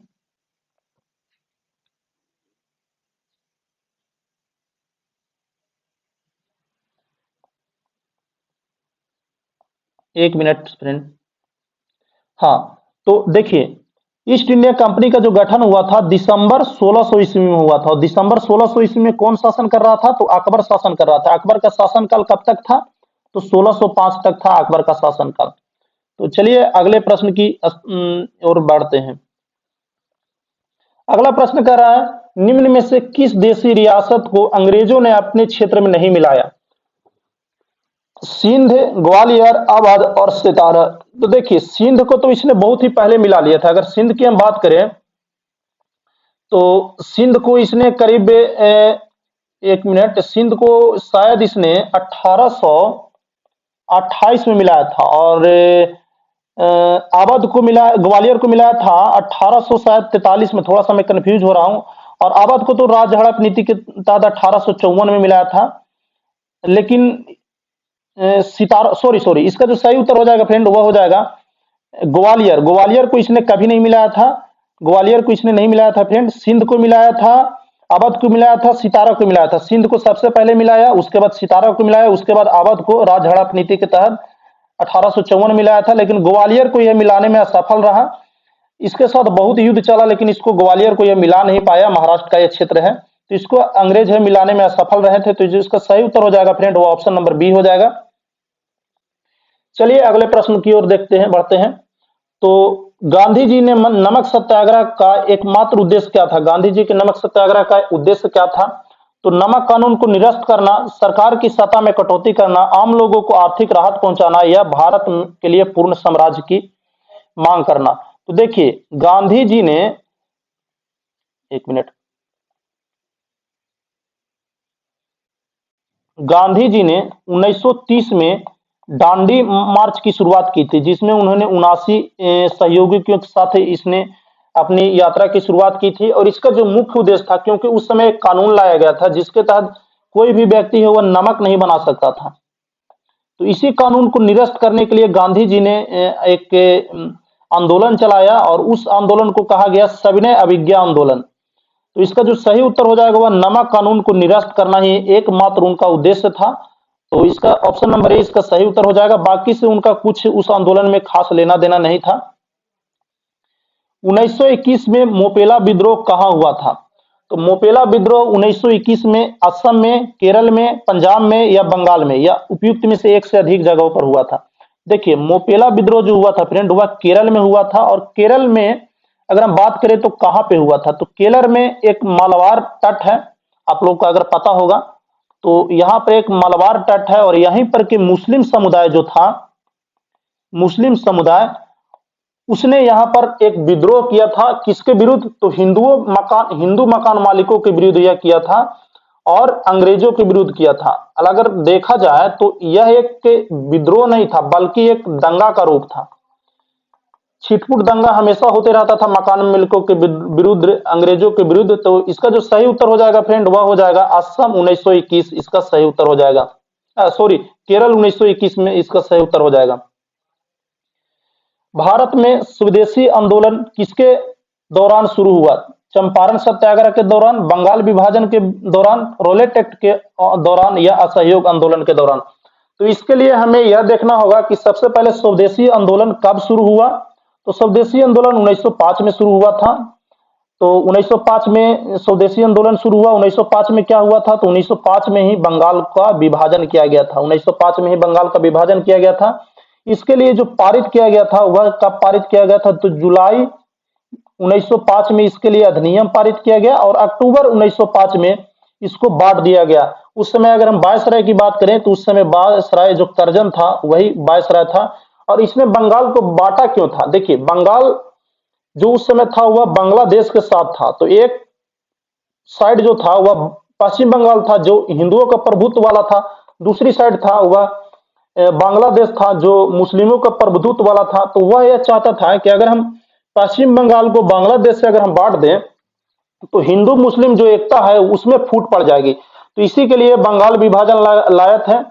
इसके विरुद्ध में एक और आंदोलन चलाया गया था, उसको बोलते हैं बंग भंग आंदोलन। तो उसको भी आप थोड़ा सा ध्यान रख लीजिएगा। बंग भंग आंदोलन भी था, वह बांग्लादेश के बंगाल विरोध के लिए ही चलाया गया था। तो इसका जो सही उत्तर हो जाएगा बंगाल विरोध के में यह आंदोलन चलाया गया था फ्रेंड। अगर हम अगले प्रश्न की बात करें तो अगला प्रश्न कह रहा है बिहार में प्रोविजनल किसान सभा का गठन कब किया गया था? प्रोविजनल मतलब क्या हुआ? प्रांतीय। बिहार में प्रांतीय किसान सभा का गठन कब किया गया? यह प्रश्न बहुत ही इंपॉर्टेंट है और इंपॉर्टेंट इसलिए फ्रेंड क्योंकि इससे हमेशा प्रश्न है वह पूछा जाता है, क्योंकि इससे जो रिलेटेड व्यक्ति हैं वह कौन है? सच्चिदानंद इससे रिलेटेड व्यक्ति हैं। तो सच्चिदानंद आपको पता होगा बिहार के लिए काफी फेमस है और वह किसान आंदोलन में काफी महत्वपूर्ण भूमिका निभाए थे। तो इसका जो गठन किया गया था वह किया गया था 1929 में इसका गठन किया गया था। 1929 में इसका गठन किया गया था फ्रेंड, बिहार प्रांतीय किसान सभा का। उसके बाद 1936 में यही बिहार प्रांतीय किसान सभा विकसित होकर के क्या बन गया? भारतीय किसान सभा बन गया, भारतीय किसान सभा। इसमें जो मुख्य योगदान दिए थे वह सच्चिदानंद सिन्हा इसमें मुख्य योगदान दिए थे। और बिहार भारतीय किसान सभा जो है, किसान सभा, इसकी स्थापना कहाँ हुई थी? तो इसकी स्थापना लखनऊ में हुई थी। लखनऊ में इसकी स्थापना हुई थी। 1929 में प्रांतीय किसान सभा का गठन हुआ। 1936 में यही प्रांतीय किसान सभा भारतीय किसान सभा के रूप में बनकर तैयार हो गया। अगले प्रश्न को देखते हैं, किस अधिनियम के तहत बिहार एक अलग राज्य बना? तो बिहार एक अलग राज्य किस अधिनियम के तहत बना? तो इसको अगर हम देखना चाहें तो 1935 का जो अधिनियम था उसी के तहत बिहार को एक अलग राज्य का दर्जा दिया गया। अगर हम बात करें बिहार को अलग राज्य वास्तविक रूप से कब बना, तो 1911 में यह अधिनियम पारित किया गया था, 1912 में इसको अलग राज्य बना दिया गया। लेकिन अगर अधिनियम की बात करें तो अधिनियम में आप लोग को कंफ्यूज नहीं होना है, 1935 के अधिनियम में इसको अलग राज्य का दर्जा मिला था। तो चलिए अगले प्रश्न को हम देखते हैं। और वीडियो कैसा लगा आप लोग जरूर बताइएगा, क्योंकि मुझे पता है कि आप अगर इतने दूर तक देख रहे होंगे, क्योंकि मैं 71वें क्वेश्चन को सोल्व करा रहा हूं, अगर आप इतने दूर तक वीडियो को देख रहे होंगे तो आपको जरूर पसंद या नापसंद जो भी आया होगा कमेंट कर जरूर बताइएगा। और नहीं पसंद है तो लाइक की जगह डिसलाइक ही कीजिए, लेकिन कुछ अपना रिस्पॉन्स जरूर दीजिए। निम्नलिखित में से किस कमेटी ने न्याय पंचायत बनाने की घोषणा की थी? तो जो इसका सही उत्तर हो जाएगा फ्रेंड वह बलवंत राय मेहता समिति, अशोक मेहता समिति, जेबी के राव समिति या सरकारिया आयोग। तो जो इसका सही उत्तर हो जाएगा फ्रेंड वह बलवंत राय मेहता समिति हो जाएगा। बलवंत राय मेहता समिति ने न्याय पंचायत की बनाने की वकालत की थी। पंचायत न्याय पंचायत जो हो जाएगा अशोक राय मेहता समिति, और विकास पंचायत हो जाएगा वह हो जाएगा बलवंत राय मेहता समिति। तो इसको आप लोग थोड़ा सा ध्यान दे लीजिएगा। विकास की बात करें तो बलवंत राय मेहता समिति, और न्याय की बात करें तो अशोक मेहता कमेटी हो जाएगा। चलिए अगले प्रश्न को हम लोग देखते हैं। अगला प्रश्न कह रहा है फ्रेंड कि निम्नलिखित में कौन स्थानीय स्वशासन के अधिकार क्षेत्र में नहीं आता है? तो सबसे पहले आप लोग को समझना होगा कि स्थानीय स्वशासन कहते किसको है। तो देखिए भारत में 3 स्तरीय सरकार है। पहली स्तरीय सरकार तो केंद्र की सरकार हो गई, दूसरी राज्य की सरकार हो गई, और तीसरी जो होती है हमारी स्थानीय स्तर पर पंचायत की सरकार हो गई। पंचायत की सरकार या नगर पालिका की सरकार, नगर में नगर पालिका, तो इसकी सरकार हो गई। तो केंद्र के लिए भी अलग शक्तियां हैं, राज्य के लिए भी अलग शक्तियां हैं, लेकिन यहां पर स्थानीय स्तर की बात कर रहे हैं तो स्थानीय स्तर पर पंचायती स्तर पर जो बातें की जा रही है उसको स्थानीय सरकार हम लोग मानते हैं। तो इसका मुख्य काम क्या होता है? तो इसका मुख्य काम स्थानीय सेवाओं को प्रदान करना, जैसे सार्वजनिक स्वास्थ्य प्रदान करेगा, स्वच्छता प्रदान करेगा, जीवन उपयोगी सेवाएं प्रदान करेगा। जैसे आप लोग के गांव में नाली बनाना, रोड बनाना, कहीं पर कोई पुलिया टूट गई उसको बनाना, पेयजल की व्यवस्था कराना, कहीं पर साफ सफाई करवाना है, तो उस सारा चीज कौन देखेगा? वह कौन देखेगा? पंचायत देखेगा। अगर शहर में है तो नगर पालिका देखेगा, लेकिन उसके नगर पालिका है वह कानून व्यवस्था को नहीं देखता है। तो इसके लिए इसका जो सही उत्तर हो जाएगा ऑप्शन नंबर डी, अनुशासन का रख रखाव है वह पंचायती राज का काम नहीं है। पंचायती राज का सिर्फ काम है कि छोटे मोटे जो स्वास्थ्य जन उपयोगी सेवाएं हैं उसको प्रदान करना। इसका सही उत्तर हो जाएगा। पंचायती राज प्रणाली किस सूची में है? संघ सूची में, राज्य सूची में या समवर्ती सूची में? तो आपको पता है संघ सूची पर कौन कानून बनाता है? तो केंद्र बनाता है। राज्य सूची पर कौन बनाता है? तो राज्य बनाता है। और समवर्ती सूची पर कौन कानून बनाता है? तो दोनों बनाते हैं। जब इसमें केंद्र भी कानून बना दे और राज्य भी कानून बना दे तो केंद्र के कानून को मान्यता दिया जाता है और राज्य के कानून को निरस्त कर दिया जाता है। तो यहां पर जो सही उत्तर हो जाएगा फ्रेंड वह हो जाएगा राज्य सूची का। पंचायती राज राज्य सूची का विषय है, इसको आप लोग थोड़ा सा ध्यान रख लीजिएगा। कई लोगों को लगता है कि पंचायती राज है जो केंद्र का भाग है, नहीं, केंद्र इसको पैसा जरूर देता है लेकिन यह भाग किसका है? तो वह राज्य का भाग है। तो चलिए हम अगले प्रश्न की ओर चलते हैं। तो अगला प्रश्न है फ्रेंड कि निम्न में से किन राज्यों ने पंचायती राज में 50% आरक्षण को वैध किया है? तो हालांकि यह नया क्वेश्चन हो गया और 2018 का यह पेपर है, तो इसको हम लोग नहीं करेंगे क्योंकि इसका कोई मतलब नहीं रह जाता है, क्योंकि उसके बाद बहुत से संशोधन हुए, बहुत से राज्यों ने 50% आरक्षण को प्रोवाइड कराया है, तो इसको हम लोग छोड़ देते हैं। अगले प्रश्न को देखते हैं। अगला प्रश्न है कि धन विधेयक कहां पर पेश किया जा सकता है? केवल लोकसभा में, केवल राज्यसभा में, लोकसभा एवं राज्यसभा दोनों में, लोकसभा और राज्यसभा में के संयुक्त सत्र में? तो जो इसका सही उत्तर हो जाएगा फ्रेंड वह हो जाएगा लोकसभा में। धन विधेयक का मतलब क्या होता है? धन विधेयक का मतलब वो हो गया कि जिसमें पैसा को लेकर के बात किया गया है ना, उसको हम लोग धन विधेयक कहते हैं। और इसका जो डिसाइड है वह कौन करेगा? तो इसका जो डिसाइड है वह लोकसभा के अध्यक्ष इसका डिसाइड करते हैं। लोकसभा के अध्यक्ष इसका डिसाइड करते हैं। और यह जो लोकसभा के अध्यक्ष हैं वह किसी से राय लेने के लिए मतलब बाध्य नहीं है कि यह पूछेंगे कि हाँ राष्ट्रपति से हमको पूछ कर लेना है, या इसको आप अगर मान लीजिए किसी विधेयक को यह धन विधेयक करार दे दिए, लेकिन किसी सदस्य को लग रहा है कि नहीं भैया ये धन विधेयक तो था ही नहीं, लेकिन लोकसभा के अध्यक्ष तो इसको धन विधेयक करार दे दिए, तो अगर इसको न्यायालय में चुनौती देना चाहता है, अगर सुप्रीम कोर्ट में यह चुनौती देना चाहता है तो यह चुनौती नहीं दे सकता है, क्योंकि इसके लिए जो लोकसभा के अध्यक्ष है वह पूरी तरह से स्वतंत्र है, वो किसी भी विधेयक को धन विधेयक करार दे सकते हैं, आप उसको चुनौती नहीं दे सकते हैं। तो यह केवल और केवल कहां पेश किया जाएगा, तो लोकसभा में इसको पेश किया जा सकता है।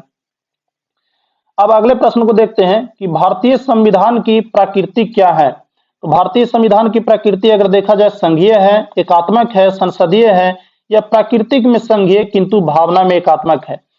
तो देखिए यह प्रश्न काफी इंपोर्टेंट है और इससे आप मेंस में भी कुछ अपने आंसर को इंप्रूव कर सकते हैं। सबसे पहले हम समझ लेते हैं कि संघीय व्यवस्था किसको कहते हैं।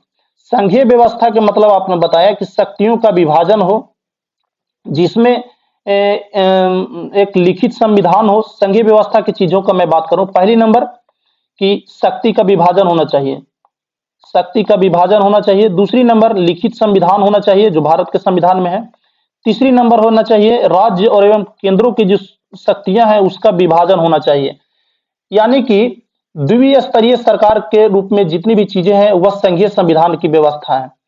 लेकिन संघीय संविधान के विपरीत अगर हम एकात्मक के संविधान की बात करें तो एकात्मक संविधान में क्या होता है कि केंद्र को अधिक महत्व दिया जाता है। जैसे एकात्मक संविधान के अगर भारत में अगर देखें कि कौन कौन सी चीजें हैं जो भारत के एकात्मक संविधान की ओर प्रस्तुत करती है, तो देखिए भारत में एक एकीकृत न्यायालय है। एकीकृत न्यायालय है वो किसका भाग है, एकात्मक संविधान का।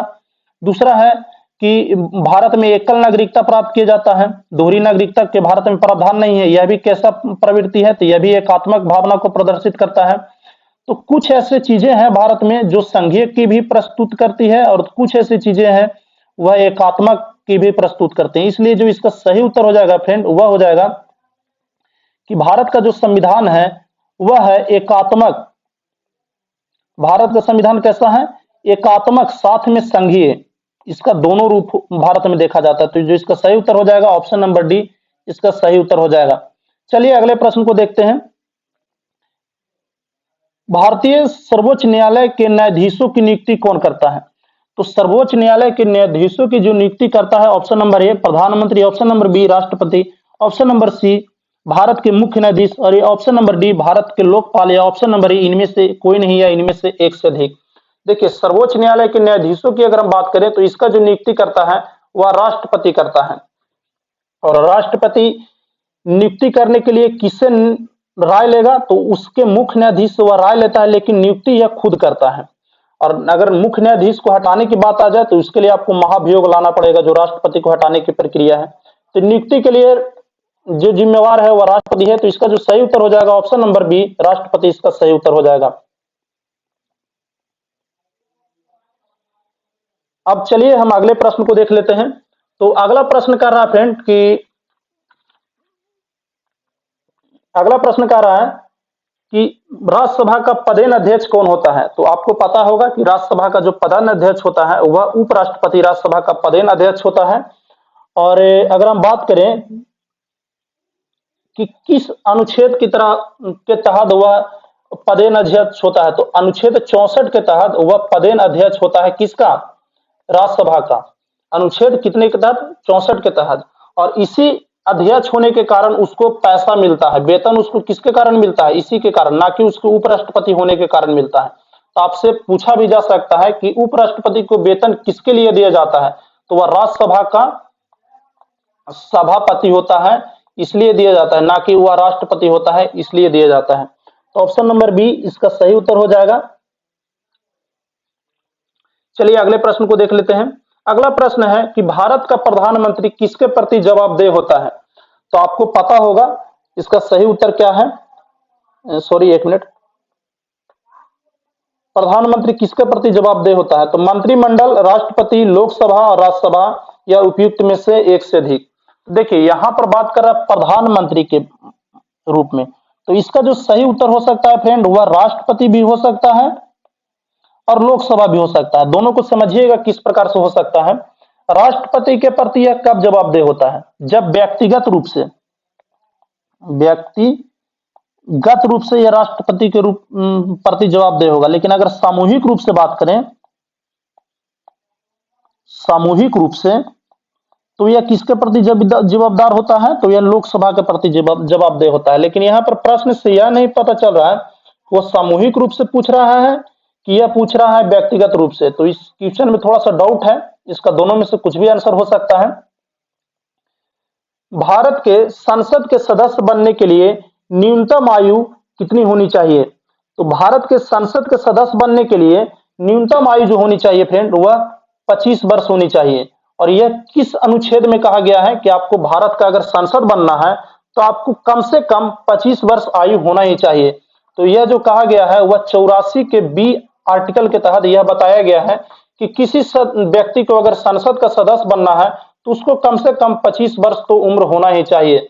अगर हम राज्यसभा की बात करें तो राज्यसभा में यह उम्र 30 वर्ष की होती है। तो इसलिए कहा गया है कि अगर कोई प्रधानमंत्री भी बनना चाहते हैं तो वह 25 वर्ष की उम्र में प्रधानमंत्री बन सकता है, क्योंकि प्रधानमंत्री भी लोकसभा का ही एक सदस्य होता है। उसी को नेता अगर मान लिए तो वह प्रधानमंत्री हो गया। प्रधानमंत्री तो बस इसी प्रकार से नियुक्त होते हैं ना।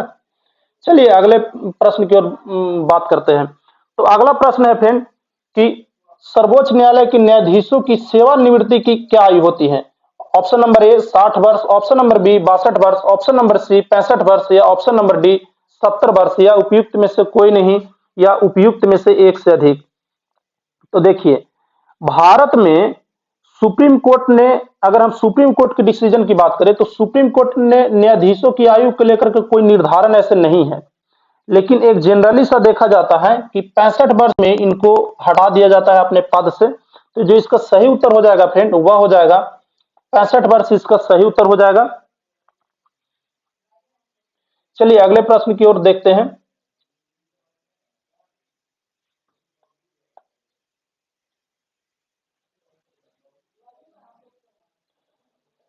केंद्र सरकार में उच्चतम नागरिक अधिकारी, केंद्र सरकार में उच्चतम नागरिक अधिकारी कौन होता है? यानी नागरिक अधिकारी का मतलब क्या हुआ? आईएएस। सबसे बड़ा आईएएस का पद कौन है? आपके मन में हमेशा लगते रहता होगा कि जो जिला के कलेक्ट्रेट होते हैं यानी कि जो डीएम होते हैं वही सबसे बड़ा पद होता है, लेकिन बिल्कुल ऐसा बात नहीं है। आपने अगर सृष्टि देशमुख का अगर इंटरव्यू देखा होगा तो उसमें उनके जो एग्जामिनर होते हैं वह बोलते हैं कि आप है वह भारत के मंत्रिमंडलीय सचिव यानी कि कैबिनेट सचिव के पद पर भी जा सकते हैं।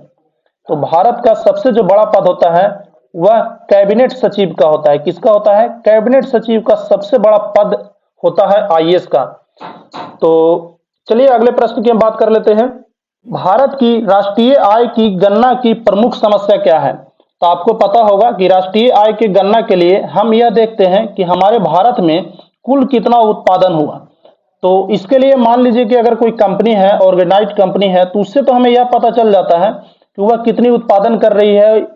लेकिन अगर मान लीजिए कोई व्यक्ति घर में उत्पादन कर रहा है तो घर के उत्पादन में वह कितना उत्पादन कर रहा है, कितना उत्पादन नहीं कर रहा है, तो यह एक सरकार के लिए प्रमुख समस्या है। तो इसी कारण हम लोग कहते हैं कि भारत में एक असंगठित क्षेत्र का जो बड़ा भाग है वह हमारे राष्ट्रीय आय के गणना को आप विश्वसनीय थोड़ा बना देती है, क्योंकि इसमें क्या करती है सरकार की यह अंदाजा लगाती है कि घर का जो व्यक्ति है वह कितना उत्पादन कर रहा है। तो असंगठित क्षेत्र का बड़ा होना भारत के लिए एक प्रमुख समस्या है। असंगठित क्षेत्र के बारे में अगर थोड़ा सा आप लोग को बता दें तो जिस क्षेत्र में 10 से कम व्यक्ति काम करते हैं उसको असंगठित क्षेत्र बोला जाता है। 10 से अगर अधिक व्यक्ति काम कर रहे हैं तो उसको संगठित क्षेत्र बोला जाता है।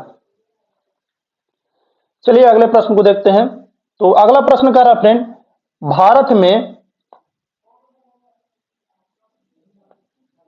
भारत में कृषि पूर्ववर्ती प्रदान करने के लिए शिखर स्तर पर कौन सा बैंक है? यानी कि भारत में कृषि के लिए लोन कौन सा बैंक है वो प्रदान करता है? तो भारतीय रिजर्व बैंक, कृषि एवं ग्रामीण विकास बैंक, भारतीय स्टेट बैंक और इंपीरियल बैंक, या उपयुक्त में से कोई नहीं। तो जो इसका सही उत्तर हो जाएगा फ्रेंड वह कृषि एवं ग्रामीण विकास बैंक, जिसे नेबार्ड के नाम से भी जाना जाता है। और नेबार्ड का स्थापना क्यों किया गया था? आप खुद सोच कर देखिए कि रिजर्व बैंक है वह तो किसी को लोन देता नहीं है, बैंक को सिर्फ लोन देता है। स्टेट बैंक है प्राइवेट बैंक, इंपीरियल बैंक है वह प्राइवेट बैंक है। तो कोई प्राइवेट बैंक कृषि के लिए क्यों लोन प्रदान करेगा, जिस कृषि के लिए उसको यह नहीं पता है कि लोन का वसूली है वो पुनः किया जा सकता है या नहीं किया जा सकता है, तो कोई भी प्राइवेट बैंक रिस्क नहीं लेता है।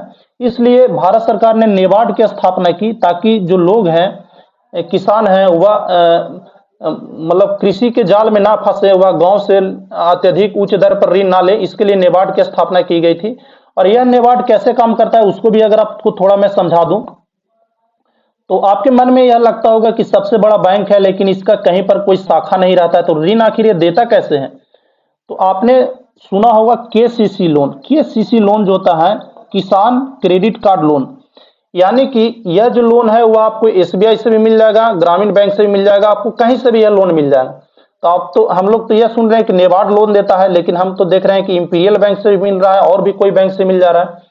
तो क्या करता है नेबार्ड, कि नेबार्ड है जो एसबीआई को पैसा दे देगा कि आपको 10 करोड़ हम दे रहे हैं, इस 10 करोड़ को आप किसान में बांट दीजिए। यह अपना कोई शाखा स्थापित नहीं करता है, बल्कि प्रत्येक बैंक को यह पैसा दे देता है कि आप इसी पैसे को आप किसान को लोन दीजिए, डूबेगा तो मेरा पैसा डूबेगा, आपका पैसा नहीं डूबेगा। तो यही बात है। चलिए अब हम अगले प्रश्न को देख लेते हैं। अगला प्रश्न कह रहा है फ्रेंड कि 14वें देखिए अगला प्रश्न है वह करेंट का प्रश्न है, तो इसको हम लोग छोड़ देंगे क्योंकि करेंट हम लोग इस टॉपिक में नहीं कवर कर रहे हैं। देखिए अगला प्रश्न है कि भारत किस क्षेत्र में प्रत्यक्ष विदेशी निवेश से जो उच्चतम है, तो सबसे जो उच्चतम क्षेत्र है वह सेवा क्षेत्र है। इसका ऑप्शन नंबर डी हो जाएगा, वह सही उत्तर हो जाएगा। अगला प्रश्न है वह एक करेंट अफेयर का है, तो इसको भी हम लोग इग्नोर कर देंगे। तो अगला प्रश्न है भारत में सीमांत कृषि जोत का आकार क्या है। सीमांत कृषि जोत की अगर हम बात कर रहे हैं तो हमें यह समझना होगा कि आखिर जोत कितने प्रकार के होते हैं, और जोत कितने प्रकार के होते हैं, और कितने प्रकार के जोत होते हैं और कौन कौन जोत होते हैं। तो भारत में मुख्य रूप से 5 प्रकार के जोत होते हैं। एक तो जोत होता है जिसको 1 हेक्टेयर से कम रहता है, उसको बोलते हैं हम लोग सीमांत कृषि। फिर 1 हेक्टेयर से 2 हेक्टेयर के बीच के अगर भूमि रहता है उसको हम लोग बोलते हैं छोटी जोत। इसको मैं थोड़ा अच्छे से समझा देता हूं फ्रेंड, थोड़ा सा मैं इसमें गड़बड़ा गया। देखिए भारत में सीमांत कृषि जोत का आकार क्या है, तो जो इसका सही उत्तर हो जाएगा फ्रेंड वह हो जाएगा 1 हेक्टेयर से कम। लेकिन अब हम लोग यहाँ पर थोड़ा सा समझ लेते हैं कि भारत में कितने प्रकार के जोत होते हैं। तो भारत में 5 प्रकार के जोत होते हैं। पहला जोत तो होता है जिसमें 1 हेक्टेयर से किसी के पास कम भूमि हो। 1 हेक्टेयर से भूमि अगर किसी के पास कम हो तो वह चला जाएगा सीमांत किसान के रूप में। लेकिन अगर मान लीजिए 1 हेक्टेयर से 2 हेक्टेयर के बीच में अगर किसी के पास भूमि हो तो वह क्या कहा जाता है, वह छोटी जोत का किसान कहा जाता है, छोटी जोत। अगर मान लीजिए कि किसी के पास 2 हेक्टेयर से लेकर के 4 हेक्टेयर तक के भूमि हो तो वह कहलाया जाएगा अर्ध मध्यम किसान कहा जाएगा। लेकिन अगर मान लीजिए कि किसी के पास 4 एकड़ से लेकर के 10 एकड़ का भूमि हो तो वह कहा जाएगा मध्यम किसान। लेकिन अगर किसी के पास 10 एकड़ से भी अगर 10 हेक्टेयर से भी अगर अधिक भूमि हो तो वह कहा जाएगा बड़ी जोत वाला किसान, बड़ी जोत वाला किसान कहा जाएगा। तो यह इसका सही उत्तर हो जाएगा। इसको आप थोड़ा सा ध्यान में रख लीजिएगा क्योंकि प्रश्न यहां से भी आ सकते हैं।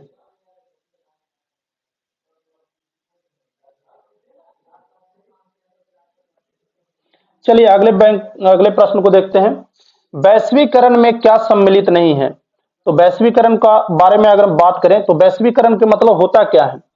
तो अगर किसी देश के अर्थव्यवस्था को हम विश्व के अर्थव्यवस्था के साथ अगर कनेक्ट कर दें तो वह हो जाता है वैश्वीकरण। इसमें अगर मान लीजिए कि अगर कोई चीज चाइना में हो रहा है तो चाइना का इंपैक्ट आपको भारत में भी देखेगा।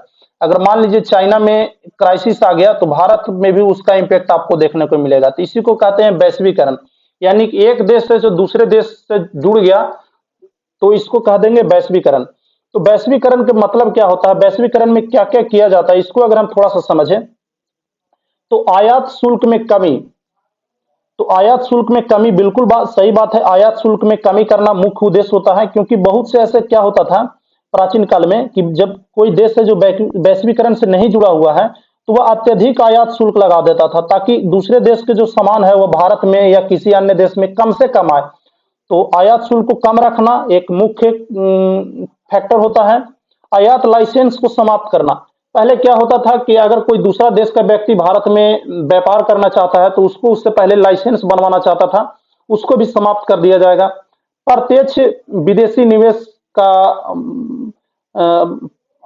अनुपयुक्त प्रवाह हो, यानी कि प्रत्यक्ष विदेशी निवेश से वो आसानी से हो, यह भी सही बात है। आप लोग देख रहे होंगे अभी भारत में बहुत ज्यादा प्रत्यक्ष विदेशी निवेश है, बहुत से विदेशी कंपनियां हैं जो अभी भारत में लगी हुई है।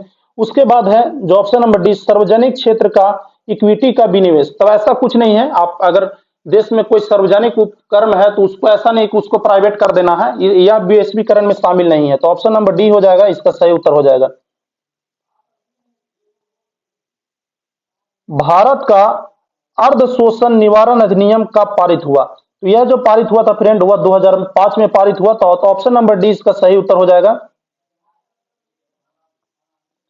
चलिए, नीति आयोग कब अस्तित्व में आया? तो नीति आयोग अस्तित्व में आया था 1 जनवरी 2015 को। और इसका किसके जगह पर यह आया था? तो यह योजना आयोग के जगह पर आया था। देखिए, योजना आयोग और नीति आयोग में मुख्य रूप से डिफरेंस क्या है? तो देखिए, योजना आयोग जो था वह फंड का वितरण करता था, जैसे वह किसी योजना के लिए राशि का वितरण कर सकता है, लेकिन नीति आयोग के पास यह अधिकार नहीं है। वह किसी फंड के लिए राशि का वितरण नहीं कर सकता है। वह किसी योजना को सुझा सकता है कि हाँ आप यह योजना लाइए, लेकिन उसके लिए फंड का वह वितरण नहीं करेगा।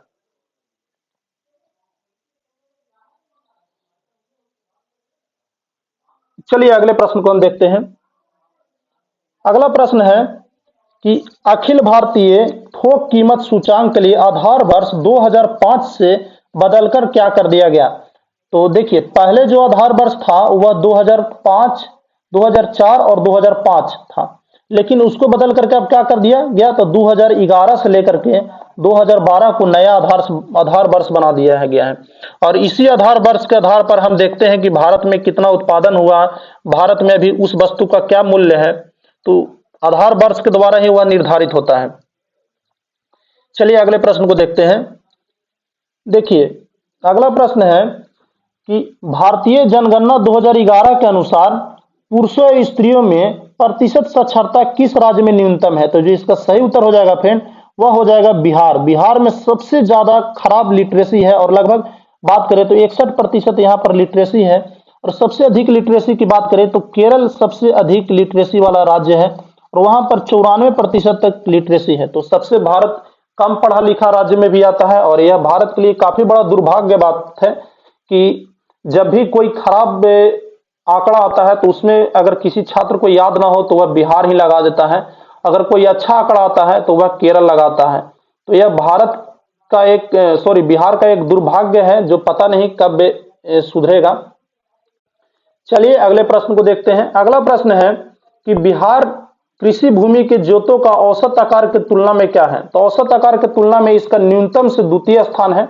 सबसे अगर हम बात करें तो सबसे कम औसत जोत भूमि किसके पास है? तो सबसे कम औसत जोत भूमि केरल के पास है। उसके बाद सेकेंड स्थान पर जो आता है वह बिहार है। बिहार के किसानों के पास सेकेंड स्थान में सबसे कम भूमि है। और फर्स्ट स्थान में किसके पास है? तो फर्स्ट स्थान में केरल के पास सबसे कम भूमि वहां के किसानों के पास रहता है।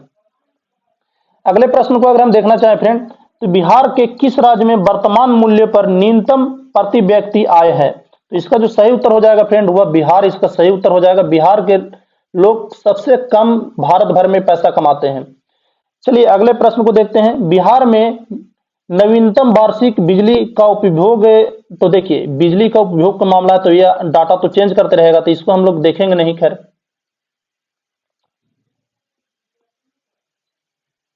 देखिए अगला प्रश्न है, बिहार के किस राज्य में कपास का औसतन उत्पादन सबसे अधिक है? तो देखिए कपास का जो सबसे ज्यादा उत्पादन करता है वह करता है आंध्र प्रदेश। आंध्र प्रदेश कपास का सबसे बड़ा औसत उत्पादन में आंध्र प्रदेश का पहला स्थान है। और अगर कपास की मिलों की अगर बात करें तो कपास की सबसे ज्यादा मिलें हैं वह गुजरात में स्थापित है। गुजरात में सबसे ज्यादा मिलें हैं। अगर कपड़ा की मिलें की बात करें तो तमिलनाडु में है। तो ये सब आपको ध्यान रखना है। ये अभी देखा जाए तो यह करंट का मामला है, तो इसको भी हम लोग छोड़ देते हैं, क्योंकि सड़क वाला है वह अपडेट होते रहता है, हर एक राज्य है वह हर एक वर्ष सड़क का निर्माण करते रहता है, तो उसको हम लोग छोड़ देते हैं। 10,000 ईसा पूर्व विश्व की जनसंख्या कितनी थी, तो इसको भी हम लोग छोड़ देते हैं क्योंकि यह भी उतना महत्वपूर्ण नहीं है।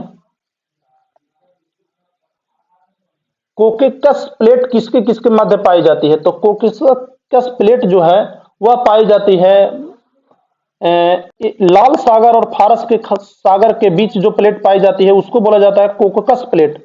तो ऑप्शन नंबर सी इसका सही उत्तर हो जाएगा।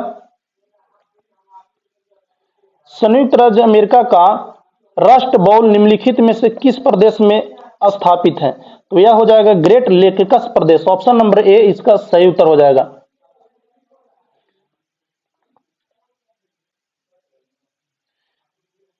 अगला प्रश्न है, निम्नलिखित में कौन सा उपागम प्रोफेसर अमर्त्य सेन से संबंधित है, तो मूल आवश्यकताओं का उपागम, समस्ता का उपागम, या आय का उपागम, या कल्याण का उपागम। तो इसका जो सही उत्तर हो जाएगा मूल आवश्यकता का उपागम, इसका सही उत्तर हो जाएगा।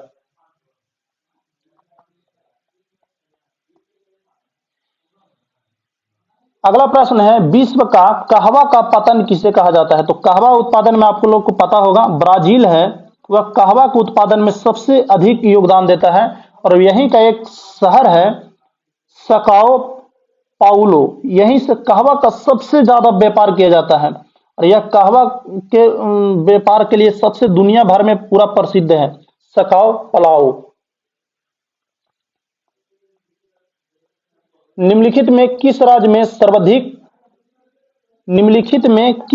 सर्वाधिक क्षेत्र वनों के अंतर्गत पाए जाते हैं, तो जो इसका सही उत्तर हो जाएगा फ्रेंड वह अरुणाचल प्रदेश हो जाएगा। अरुणाचल प्रदेश एक ऐसा राज्य है जिसका अधिकांश जो क्षेत्र है वह वनों से ढका हुआ है। अधिकांश क्षेत्र किससे ढका हुआ है, वनों से ढका हुआ है। अगर सर्वाधिक वनों वाला देश, वनों वाला राज्य अगर देखना चाहें तो मध्य प्रदेश हो जाएगा। मध्य प्रदेश में सबसे अधिक वन है, लेकिन अगर प्रतिशत की बात करें तो प्रतिशत में अरुणाचल प्रदेश आगे निकल जाता है। चलिए अगले प्रश्न को हम देख लेते हैं।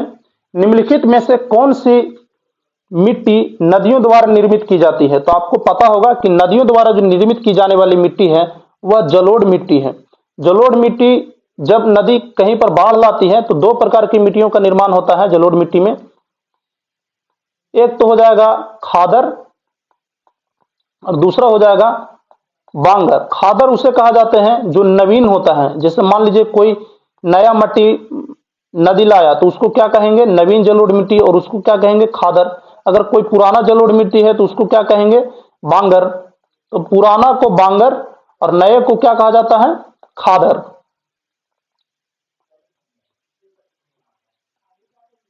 अगला प्रश्न देखते हैं कि भारत की जनसंख्या के अध्ययन में कौन सा जनगणना वर्ष डेमोग्राफिक डिवाइडेड के रूप में जाना जाता है, 1911 का, 1921 का, 1931 का, 1941 का, या उपयुक्त में से एक से अधिक, या उपयुक्त में से कोई नहीं।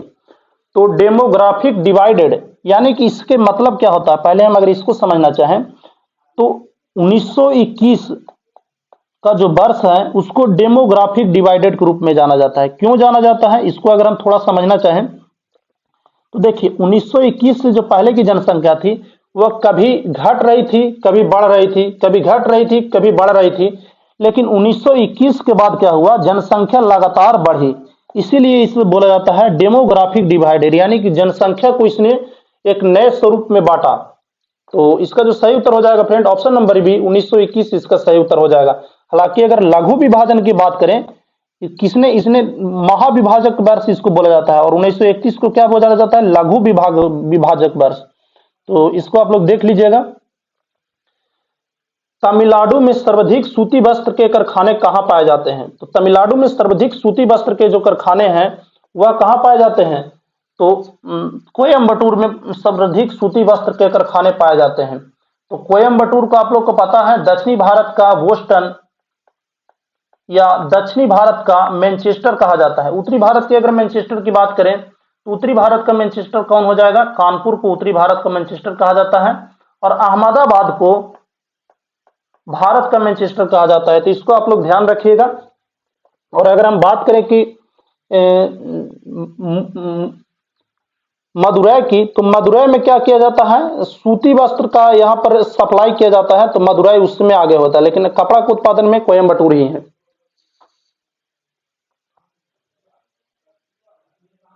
अगले प्रश्न को अगर हम देखना चाहें फ्रेंड,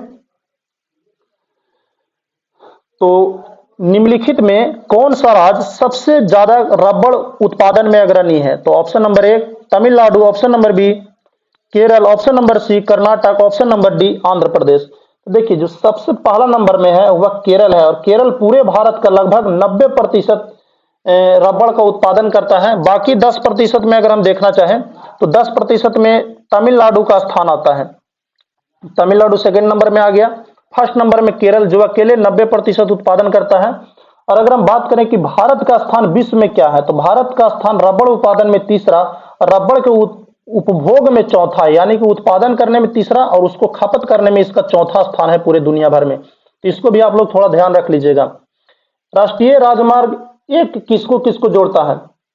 तो राष्ट्रीय राजमार्ग 1 हल्दिया से इलाहाबाद को जोड़ता है, और इसके लेकर के हमेशा बीपीएससी है वह प्रश्न पूछते रहता है, तो आप इसको एक बार जरूर ध्यान रख लीजिएगा कि राष्ट्रीय राजमार्ग किसको किसको जोड़ता है। राजस्थान का खेतरी बेल्ट किसके लिए प्रसिद्ध है? तो राजस्थान का खेतरी बेल्ट है वह तांबा उत्खनन के लिए प्रसिद्ध है। तो यह काफी सिंपल सा प्रश्न है, लेकिन आप लोग इसको जरूर से जरूर ध्यान रखिएगा। चलिए अगले प्रश्न को देखते हैं कि कौन सा नदी फतुहा के पास गंगा में मिलती है? तो फतुहा के पास जो गंगा में मिलने वाली नदी है फ्रेंड वह है पुनपुन। और पुनपुन आप लोग जानते होंगे कि एक गंगा की सहायक नदी है, और यह एक कैसी नदी है? तो मुख्य रूप से बरसाती नदी है, लेकिन जब बाढ़ होता है तो पटना के क्षेत्र में काफी ज्यादा तबाही भी मचा देती है। तो इसका जो सही उत्तर हो जाएगा ऑप्शन नंबर बी पुनपुन इसका सही उत्तर हो जाएगा फ्रेंड। अब हम लोग देख लेते हैं कोपेन जलवायु वर्गीकरण के अनुसार उत्तर बिहार की जलवायु किसके द्वारा प्रदर्शित की जाती है? देखिए यहां पर बात किया जा रहा है किसका? कोपेन का।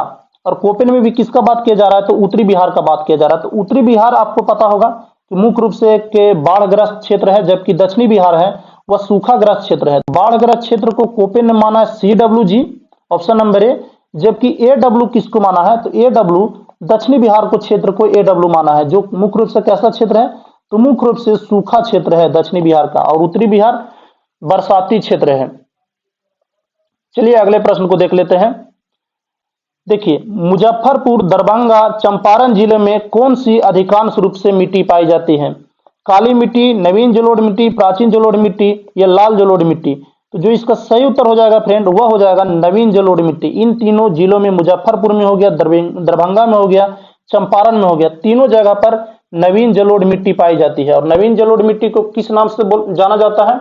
तो खादर नाम से जाना जाता है। अगर आपको नवीन जलोढ़ मिट्टी के बारे में मैं और बताना चाहूं कि नवीन जलोढ़ मिट्टी आप लोगों ने सुना होगा कि बहुत उपजाऊ होती है, लेकिन उपजाऊ क्यों होती है, कौन कौन सी चीज इसमें पाई जाती है और कौन कौन सी चीज इसमें नहीं पाई जाती है, तो क्या इसका पॉजिटिव पॉइंट है और क्या इसका निगेटिव पॉइंट है, उसको अगर हम देख लें तो इसमें कार्बनिक पदार्थ बहुत ज्यादा मात्रा में पाया जाता है। साथ में अगर इसमें देखें तो फास्फोरस काफी अच्छा पाया जाता है, लेकिन इसमें क्या नहीं पाया जाता है? तो इसमें नाइट्रोजन नहीं पाया जाता है, नाइट्रोजन बहुत अल्प मात्रा में पाया जाता है।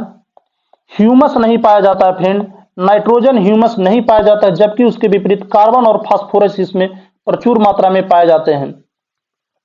चलिए अगले प्रश्न को देखते हैं। बिहार में सर्वाधिक जूट का उत्पादन करने वाला जिला कौन सा है?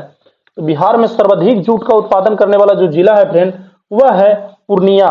पूर्णिया है वह सबसे अधिक जूट का उत्पादन करती है। तो इसका जो सही उत्तर हो जाएगा फ्रेंड वह ऑप्शन नंबर डी पूर्णिया इसका सही उत्तर हो जाएगा। एक मिनट फ्रेंड, पूर्णिया इसका सही उत्तर हो जाएगा। और अगर आपको बात करें पूर्णिया के बारे में तो पूर्णिया कैसा है, तो जहां पर भी जूट का उत्पादन कहां पर होगा सबसे पहले वह समझ लीजिए। तो गंगा के सीमावर्ती क्षेत्रों में मुख्य रूप से जूट का उत्पादन किया जाता है, क्योंकि इन क्षेत्रों में हमेशा बाढ़ आते रहता है तो पानी का समस्या नहीं होता है, तो वहां पर जूट का उत्पादन किया जाता है। इसमें मुख्य रूप से पूर्णिया प्रमुख स्थान रखता है। इसके अलावा अगर बात करें कि कौन कौन से जिले हैं जहां पर और जूट का उत्पादन किया जाता है पूर्णिया से कम, तो सहरसा हो गया, सहरसा में भी जूट का उत्पादन किया जाता है। भागलपुर में भी जूट का उत्पादन किया जाता है, मुजफ्फरपुर में भी जूट का उत्पादन किया जाता है। ये सारे जिले हैं, जिसके बाद पूर्णिया के बाद यहां से जूट का उत्पादन किया जाता है। अगले प्रश्न को अगर देखें कि त्रिवेणी नहर किस नदी पर स्थित है, तो त्रिवेणी नहर है फ्रेंड वह गंडक नदी पर स्थित है। और यह एक कितनी मीटर लंबी नदी है, तो यह एक सॉरी फ्रेंड त्रिवेणी परियोजना है वह 740 मीटर बैरक के क्षेत्र से निकाली जाती है। 740 मीटर जैसे सॉरी, इसको मैं थोड़ा सा एक बार समझा देता हूं अच्छे से, इसमें थोड़ा सा मैंने मिस्टेक कर दिया। देखिए, त्रिवेणी नहर है, त्रिवेणी नहर वह किस नदी पर बनाई गई है, तो गंडक नदी पर बनाई गई है। और इसका जो बैरक है उसकी जो अगर लंबाई देखी जाए तो 740 मीटर, 740 मीटर के बैरक से गंडक नदी से त्रिवेणी नहर को निकाली जाती है। और जो इससे लंबान्वित जिले हैं वह चंपारण, सारण, छपरा, ये सारे जिले हैं जो इसके पानी से सिंचाई करते हैं। चलिए अगले प्रश्न को हम देखते हैं।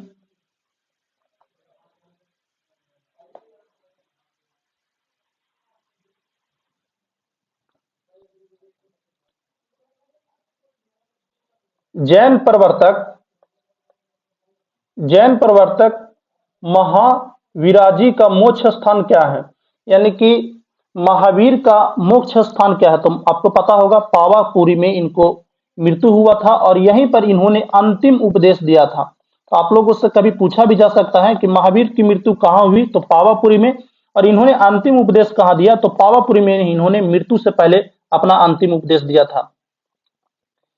तो चलिए अब हम लोग बात कर लेते हैं कि कैमूर का पठार किसके लिए प्रसिद्ध है। तो आप लोग को पता होगा कैमूर का जो पठार है वह चूना पत्थर के लिए प्रसिद्ध है। और चूना पत्थर किसमें उपयोग किया जाता है, तो चूना पत्थर का उपयोग जो है मुख्य रूप से सीमेंट उद्योग में चूना पत्थर का उपयोग किया जाता है। इसीलिए कैमूर के जो क्षेत्र है पठारी क्षेत्र, उसमें सीमेंट उद्योग आप लोग को खूब देखने को मिलेगा। उधर सीमेंट का प्लांट है वो बहुत ज्यादा मात्रा में लगाया जाता है, इसी कारण से, क्योंकि वहां पर चूना पत्थर अधिक पाया जाता है। अगले प्रश्न देखते हैं। स्वामी सच्चिदानंद सरस्वती ने एक पत्रिका का प्रकाशन किया था जिसका नाम क्या था, तो स्वामी सच्चिदानंद सरस्वती ने एक पत्रिका का प्रकाशन किया था जिसका नाम हुक्कार था। और इसका प्रकाशन कहां से किया गया था, तो इसका प्रकाशन पटना से किया गया था। और हुक्कार किस भाषा में लिखी जाती थी, तो एक हिंदी भाषा की पत्रिका थी। और यह कैसी पत्रिका थी, तो यह एक साप्ताहिक पत्रिका थी जिसमें इन्होंने मुख्य रूप से किसान के समस्याओं को यह इससे उठाते थे। और इसी का योगदान है कि भारत में 1936 में मैंने आप लोग को बताया कि भारतीय किसान सभा का गठन किया गया। भारतीय किसान सभा का 1936 में गठन किया गया। 1929 में बिहार प्रांतीय किसान सभा का गठन किया गया, उसमें सच्चिदानंद सरस्वती का प्रमुख योगदान था। तो चलिए हम अगले प्रश्न को देख लेते हैं। अगला प्रश्न है, 1913 में अनुशीलन समिति की एक शाखा स्थापित की गई थी। इस अनुशीलन समिति की शाखा को किसने स्थापित किया था, तो जो इसका सही उत्तर हो जाएगा फ्रेंड वह हो जाएगा सचिंद्रनाथ सन्याल। सचिंद्रनाथ सन्याल ने इसकी स्थापना किया था 1913 में। कहां पर किया था, तो पटना में किया था। और इसके जो अगर हम बात करें तो यह गुप्त क्रांतिकारी संगठन था। बस इसका जो मुख्य उद्देश्य था वो अपने वैश्विक सत्ता को समाप्त करना था। चलिए अगले प्रश्न को देख लेते हैं। 1922-23 में मुंगेर में किसान सभा का गठन किसने किया था, तो मुंगेर में किसान सभा का जो गठन किया था फ्रेंड वह किया थे मोहम्मद जुबैर द्वारा। मोहम्मद जुबैर इसका सही उत्तर हो जाएगा। इसके बाद है जो सच्चिदानंद सरस्वती थे, इसने इसकी स्थापना की थी बिहटा में। बिहटा में इन्होंने किसानों की समस्याओं को सुनने के लिए सच्चिदानंद सरस्वती ने यहां पर एक किसान प्रांतीय का गठन किया था बिहटा में।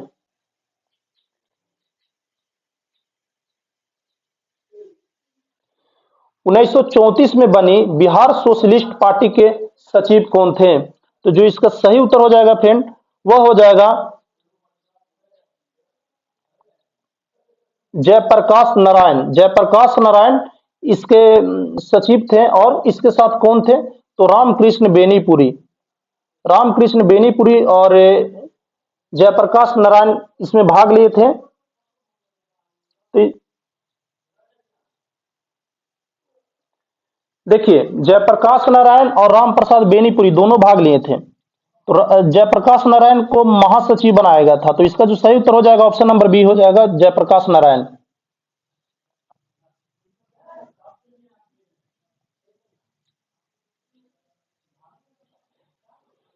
अगला प्रश्न है बिहार में 1937 में गठित प्रथम मंत्रिमंडलीय का नेतृत्व किसने किया था। तो इसका जो सही उत्तर हो जाएगा फ्रेंड वह मोहम्मद यूनिस हो जाएगा।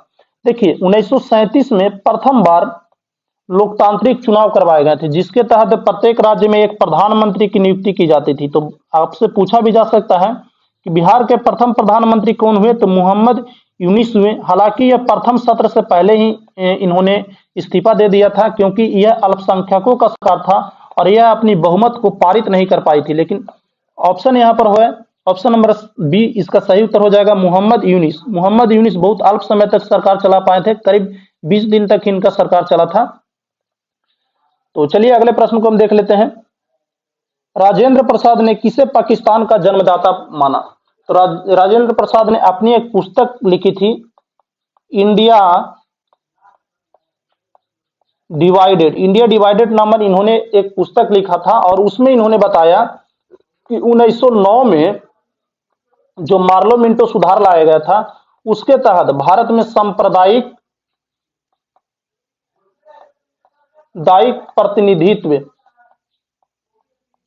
प्रतिनिधित्व प्रदान किया गया। वही इन्होंने माना कि यही जो सांप्रदायिक प्रतिनिधित्व प्रदान किया गया वही आगे चल करके पाकिस्तान के उत्पत्ति के लिए मुख्य कारण इन्होंने माना। तो इसका जो सही उत्तर हो जाएगा लॉर्ड मिंटो, क्योंकि 1909 में इन्होंने ही मार्लो मिंटो सुधार लाया था। तो इसका जो सही उत्तर हो जाएगा लॉर्ड मिंटो को इन्होंने माना। पटना का लॉन का गांधी मैदान के रूप में नामकरण कब किया गया था। भारत छोड़ो आंदोलन के दौरान, साइमन कमीशन के विरोधी आंदोलन के दौरान, चंपारण सत्याग्रह के दौरान या भारत के स्वतंत्रता संग्राम के दौरान। देखिए जब 1917 में गांधी जी चंपारण के सत्याग्रह में आए थे तो इसी मैदान में इन्होंने भाषण दिया था, इसलिए यह मैदान है वह गांधी जी से जुड़ा हुआ था। तो जब भारत आजाद हुआ 1947 में तब इसका नामकरण है वह गांधी मैदान के रूप में किया गया। और अभी अधिकांश सब जिले में जाइएगा तो आपको एक गांधी मैदान मिलेगा ही। तो यह भारत के स्वतंत्रता के अवसर पर चंपारण सत्याग्रह को याद करते हुए इसका नाम है वह गांधी मैदान कर दिया गया। तो आप लोग को मैं जानकारी के लिए बता दूं कि गांधी मैदान का इससे पहले क्या नाम था। तो गांधी मैदान का इसका पहले नाम था बैंकीपोर मैदान। बैंकीपोर मैदान इससे स्वतंत्रता से पहले इसका नाम था। बैंकीपोर मैदान को नाम बदल करके गांधी मैदान नाम दे दिया गया। तो चलिए अगले प्रश्न को देखते हैं। बंबई प्रेसिडेंसी की स्थापना किसने की थी। तो बंबई प्रेसिडेंसी की जो स्थापना किया था वह फिरोज शाह मेहता ने किया था। हालांकि यह इसके संस्थापक माने जाते हैं लेकिन इसको बीपीएससी ने आंसर नहीं दिया है। उन्होंने माना है कि केटी तेलंग भी इसका सहयोग दिए थे। तो केटी तेलंग और फिरोज शाह मेहता दोनों को यह मान लिया है। हालांकि देखा जाए तो संस्थापक मुख्य रूप से फिरोज शाह मेहता कहीं है। इसका बीपीएससी ने ऑप्शन ई माना है लेकिन मेरे अनुसार से इसका जो ऑप्शन होना चाहिए वह ऑप्शन नंबर ए होना चाहिए, फिरोज शाह मेहता। अगले प्रश्न को देखते हैं।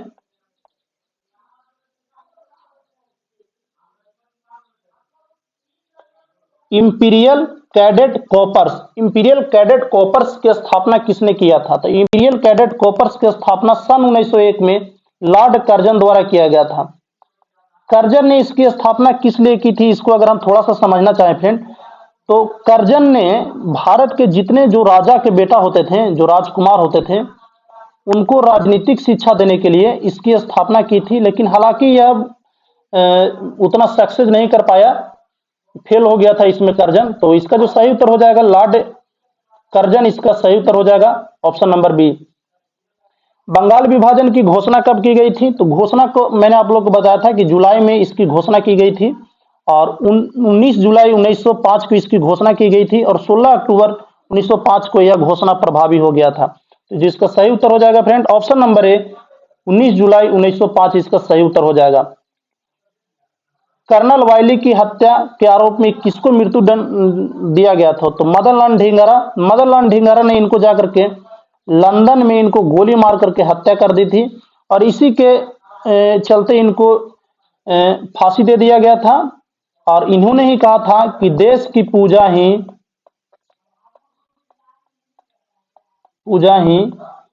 राम की पूजा है। तो यह भी आपसे पूछा जा सकता है कि किस व्यक्ति ने कहा था कि देश की पूजा ही राम की पूजा है?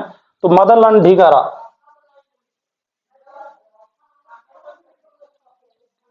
चलिए अगले प्रश्न को देख लेते हैं कि भारतीय उच्चायुक्त के पद का सृजन कब किया गया? तो देखिए भारतीय उच्चायुक्त का जो पद है वह 1919 के जो भारत सरकार अधिनियम आया था उसमें यह पद बनाया गया था। यह पद क्यों बनाया गया था? तो सन 1858 में आप लोग को पता होगा कि कंपनी का शासन समाप्त हो गया था और एक भारतीय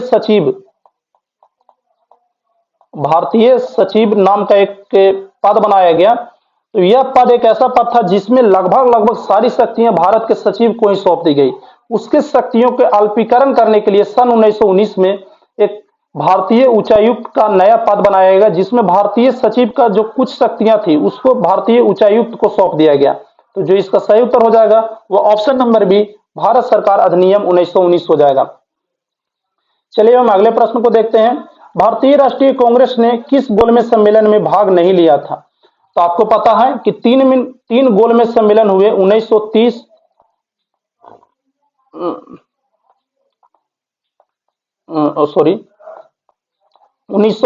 और 1932।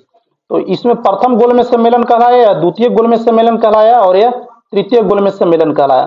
तो भारतीय राष्ट्रीय कांग्रेस मात्र द्वितीय गोलमेज सम्मेलन में भाग लिया था 1931 के गोलमेज सम्मेलन में।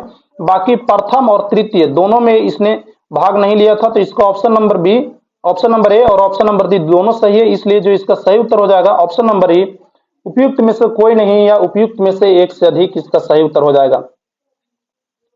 भारतीय राष्ट्रीय कांग्रेस ने किस अधिवेशन की अध्यक्षता की थी? भारतीय राष्ट्रीय कांग्रेस के किस अधिवेशन की अध्यक्षता महात्मा गांधी ने की थी? 1924 के अधिवेशन की अध्यक्षता महात्मा गांधी ने की थी और यह अधिवेशन कहां हुआ था? तो यह जो अधिवेशन हुआ था वह हुआ था बेलगांव में।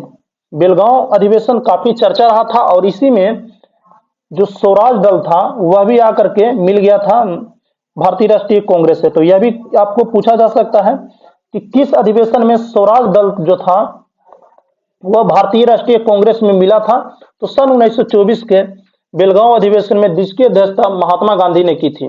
अगले प्रश्न को देखते हैं कि कैबिनेट मिशन के सदस्य कौन नहीं थे? पैथिक लॉरेंस, बेबेल, स्टेफर्ड क्रिप्स या एबी अलेक्जेंडर। तो देखिए कैबिनेट मिशन सन 1946 में भारत आया था और यह जो आया था मुख्य रूप से किस लिए आया था? तो भारत के संविधान निर्माण करने में इसका जांच करना था कि संविधान निर्माण में क्या क्या हो सकता है, उसके जांच करने के लिए कैबिनेट मिशन आया था। इसके जो सदस्य थे फ्रेंड वह थे पैथिक लॉरेंस, यह इसके अध्यक्ष थे। पैथिक लॉरेंस यह इसके अध्यक्ष थे और स्टेफर्ड क्रिप्स और एबी अलेक्जेंडर इसके सदस्य थे। 3 सदस्यीय समिति थी कैबिनेट मिशन जिसके अध्यक्ष पैथिक लॉरेंस और इसके जो अन्य सदस्य थे वह स्टेफर्ड क्रिप्स और एबी अलेक्जेंडर। तो इसका जो सही उत्तर हो जाएगा फ्रेंड वह हो जाएगा बेबेल। ऑप्शन नंबर बी इसका सही उत्तर हो जाएगा। नाउ एंड नेवर पंपलेट किसने लिखा था? नाउ एंड नेवर पंपलेट जो था वह रहमत अली ने लिखा था। रहमत अली जो माने जाते हैं वह पाकिस्तान समर्थक माने जाते हैं। इन्होंने नाउ एंड नेवर लिखा था। इनका कहना था कि पाकिस्तान एक अलग देश के रूप में मुसलमानों के लिए स्थापित हो और इन्होंने ही पाकिस्तान शब्द का सबसे पहले प्रयोग किया था। तो आपसे पूछा भी जा सकता है कि पाकिस्तान शब्द के जन्मदाता किसको माना जाता है?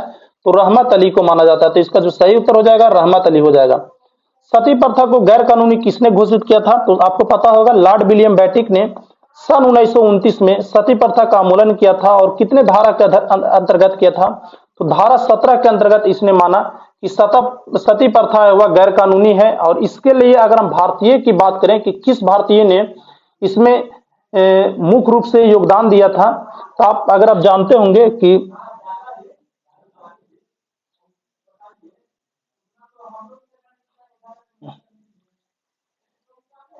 पंजाब भूमि हस्तांतरण अधिनियम कब पारित किया गया था? तो पंजाब भूमि हस्तांतरण अधिनियम है वह पारित किया गया था 1895 में फ्रेंड। ऑप्शन नंबर बी इसका सही उत्तर हो जाएगा। राज्य विभाग की स्थापना की अध्यक्षता किसने किया था? तो सरदार पटेल। इसका सही उत्तर ऑप्शन नंबर डी हो जाएगा। अब यहां से मैथ का सेक्शन स्टार्ट हो जाता है। तो इसको अगर आप सोल्व करेंगे, एक संख्या 342 से भाग करने पर 47 मिलता है, अगर उसको 19 से भाग करेंगे तो उसका भागफल क्या आएगा? तो अगर आप 19 से भाग देते हैं 342 को, तो 342 को अगर आप 19 से भाग देते हैं तो आपको कोई शेषफल नहीं प्राप्त होगा। दूसरी, जब इसका शेषफल जो बच रहा है 47, अगर 47 को आप 19 से भाग देते हैं तो 19 दूनी 38, यानी इसका जो शेषफल बच जाएगा वो 8 बच जाएगा। तो ऑप्शन नंबर डी इसका सही उत्तर हो जाएगा। एक व्यक्ति अपने आय का 66.2/3 खर्च करता है और वह 1200 रुपया प्रति महीना बचाता है, तो उसका मानसिक खर्च कितना है? तो हम देखते हैं कि अगर 66.2/3 अगर खर्च कर रहा है तो वह बचा कितना रहा है? तो 33.1/3 वह बचा रहा है। और यह कितना है? तो यह 1200 रुपये के बराबर है। तो अगर वह 1200 रुपया इतना है तो इसका दुगना वह खर्च कर रहा है, तो इसका सीधा सा अंतर हो जाएगा, इसका 2000 इसका उत्तर हो जाएगा। अगला प्रश्न कह रहा है, एक व्यक्ति एक वस्तु को निश्चित दाम पर बेचकर 20 रुपया लाभ प्राप्त करता है, यदि वह दुगने दाम पर बेचता तो उसे कितना लाभ प्रतिशत प्राप्त होता था? मान लीजिए कि वह 100 रुपया का सामान है, उसको 20% लाभ पर 120 रुपया में बेच रहा है। अब उसके दुगने दाम पर बात कर रहे हैं तो वह दुगना दाम कितना हो जाएगा? 240। तो यानी कि 100 रुपए के सामान को वह 240 रुपए में बेच रहा है, यानी कि उसका जो प्रॉफिट हो रहा है वह 140 रुपए का हो जा रहा है। तो इसका जो सही उत्तर हो जाएगा फ्रेंड ऑप्शन नंबर ए 140 इसका सही उत्तर हो जाएगा। अगला प्रश्न कह रहा है, 10 महिलाएं किसी काम को 7 दिन में पूरा करते हैं, उसी काम को 10 बच्चे 14 दिन में पूरा करते हैं, तो 5 महिलाएं और 10 बच्चे उस काम को कितने दिन में पूरा करेंगे? तो 10 वोमेन हो जाएगा, किसी काम को कितना दिन में कर रहे हैं? 7। 10 चाइल्ड हो जाएगा, वह किसी काम को कितना दिन में कर रहे हैं? 14। यानी कि देखिए यहां पर जो चाइल्ड है उस काम को करने में दुगना समय ले रहा है, यानी कि जो चाइल्ड की जो क्षमता है वह क्या है? वोमेन से आधा है, यानी कि 2 बराबर क्या हो जाएगा? 1 वोमेन हो जाएगा। 2 चाइल्ड बराबर 1 वोमेन। अब यहां पर से इस चीज को कर लीजिए, 5 वोमेन है और 10 चाइल्ड है, तो 10 चाइल्ड को हम 5 वोमेन में बदल देंगे तो 5 वोमेन हो जाएगा, तो यानी कि 10 वोमेन हो जाएगा। 10 वोमेन किसी काम को कितना दिन में कर रहा था? तो 7 दिन में। तो इसका सिंपल सा उत्तर हो जाएगा 7।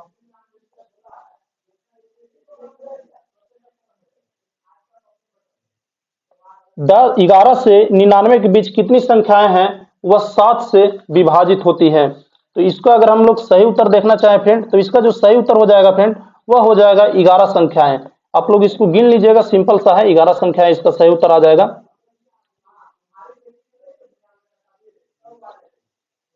एक व्यक्ति स्थिर पानी में 7.5 किलोमीटर प्रति घंटा से नौकायान कर सकता है, यदि 1.5 किलोमीटर प्रति घंटा से पानी बह रहा है तो किसी स्थान पर जाकर के और वापस आने में 50 मिनट लगते हैं, तो उसकी दूरी निकालना है।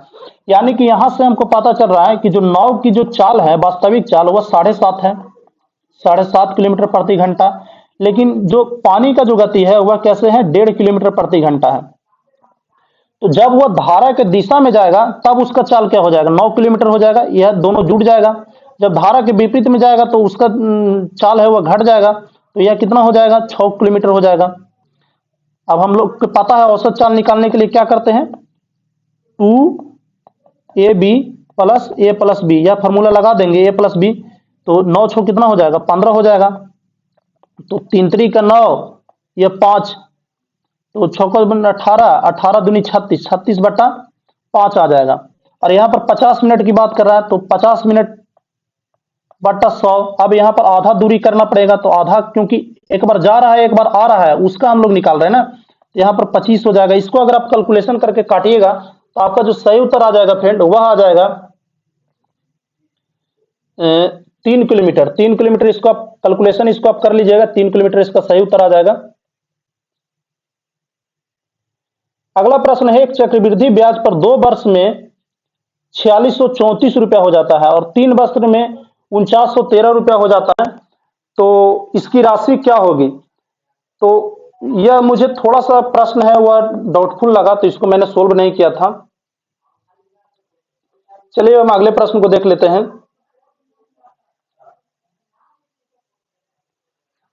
एक पाई चार्ट किसी राष्ट्र द्वारा किसी विशेष वर्ष में विभिन्न खेलों द्वारा किया गया व्यय दर्शाता है। चार्ट को ध्यान में रखकर अध्ययन करें और प्रश्नों का उत्तर दें। तो पूछ रहा है फुटबॉल पर क्रिकेट से कितना प्रतिशत कम व्यय किया गया है। तो देखिए यहाँ पर फुटबॉल है और यहाँ पर क्रिकेट है। क्रिकेट में हम 81 व्यय कर रहे हैं और फुटबॉल में हम कितना व्यय कर रहे हैं, तो 54 व्यय कर रहे हैं। तो अगर हम घटाएंगे 81 को 54 से कितना आता है, 27 आता है। अगर हम 27 को 81 से निकालें तो इसका परसेंटेज अगर हम निकालें फ्रेंड तो यह कितना आ जाएगा, 33.1/3 आ जाएगा। तो इसका जो सही उत्तर हो जाएगा ऑप्शन नंबर 33.1/3 इसका सही उत्तर हो जाएगा। अगला प्रश्न कह रहा है कि एक व्यापार में 76,000 रुपए का निवेश करता है, कुछ माह बाद 57,000 रुपए के साथ बी जुड़ जाता है और वर्ष के अंत में उन लोग दोनों का लाभ है वह 2:1 में विभाजित होता है। तो वह बी कितने महीने बाद जुड़ा था? तो इसको अगर हम निकालना चाहें फ्रेंड तो देख लेते हैं। ए कितना निवेश कर रहा है, 76,000 रुपए निवेश कर रहा है। बी कितना निवेश कर रहा है, तो बी निवेश कर रहा है 57,000 रुपए और दोनों के बीच में बट कितना रहा है, तो ए को मिल रहा है 2 और बी को मिल रहा है कितना, 1 मिल रहा है। तो इसका अगर हम अनुसार में देखें तो ए तो पूरा वर्ष लगेगा क्योंकि ए तो शुरू से लगा हुआ है और बी को कितना महीने बाद लगाते हैं, तो बी को अगर मान के चलिए कि हम बी को अगर 4 महीने बाद है अगर बी को शामिल करते हैं, सॉरी 1 मिनट,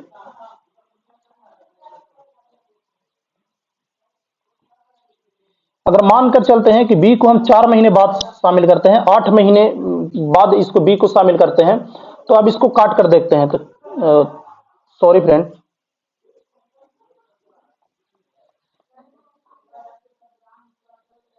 सॉरी एक बार इसको हम फिर से देख लेते हैं।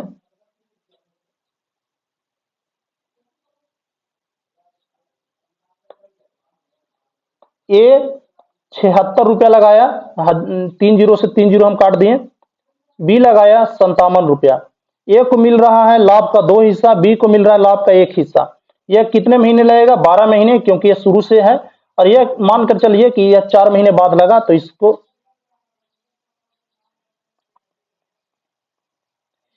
हम लोग कर देते हैं कि यह 8 महीने लगा। अब इसको हमको काटते हैं, 4 3 12, 4 दूनी 8। अब इसको काटते हैं 36। अब इसको हम अगर हम काटेंगे फ्रेंड तो यह देखते हैं कि 2:1 में यह हमारा आंसर है वो आ जाएगा, 2:1 में सर्टिफाइड हो जा रहा था। इसका जो सही उत्तर हो जाएगा ऑप्शन नंबर बी हो जाएगा। तो आज हमने पूरे 150 प्रश्नों का उत्तर हमने देखा और इसमें मुझे पहली क्योंकि वीडियो था तो कुछ मुझसे मिस्टेक भी हुई, हालांकि मैं कोशिश करूंगा कि आपको अगली वीडियो से यह मिस्टेक ना देखने को मिले। तो चैनल को सब्सक्राइब कर आप हमारे साथ जुड़ जाइए ऐसे ही इंफॉर्मेटिव वीडियो के लिए। और कैसा लगा वीडियो आप जरूर कमेंट करके बताइएगा। टेक केयर, धन्यवाद।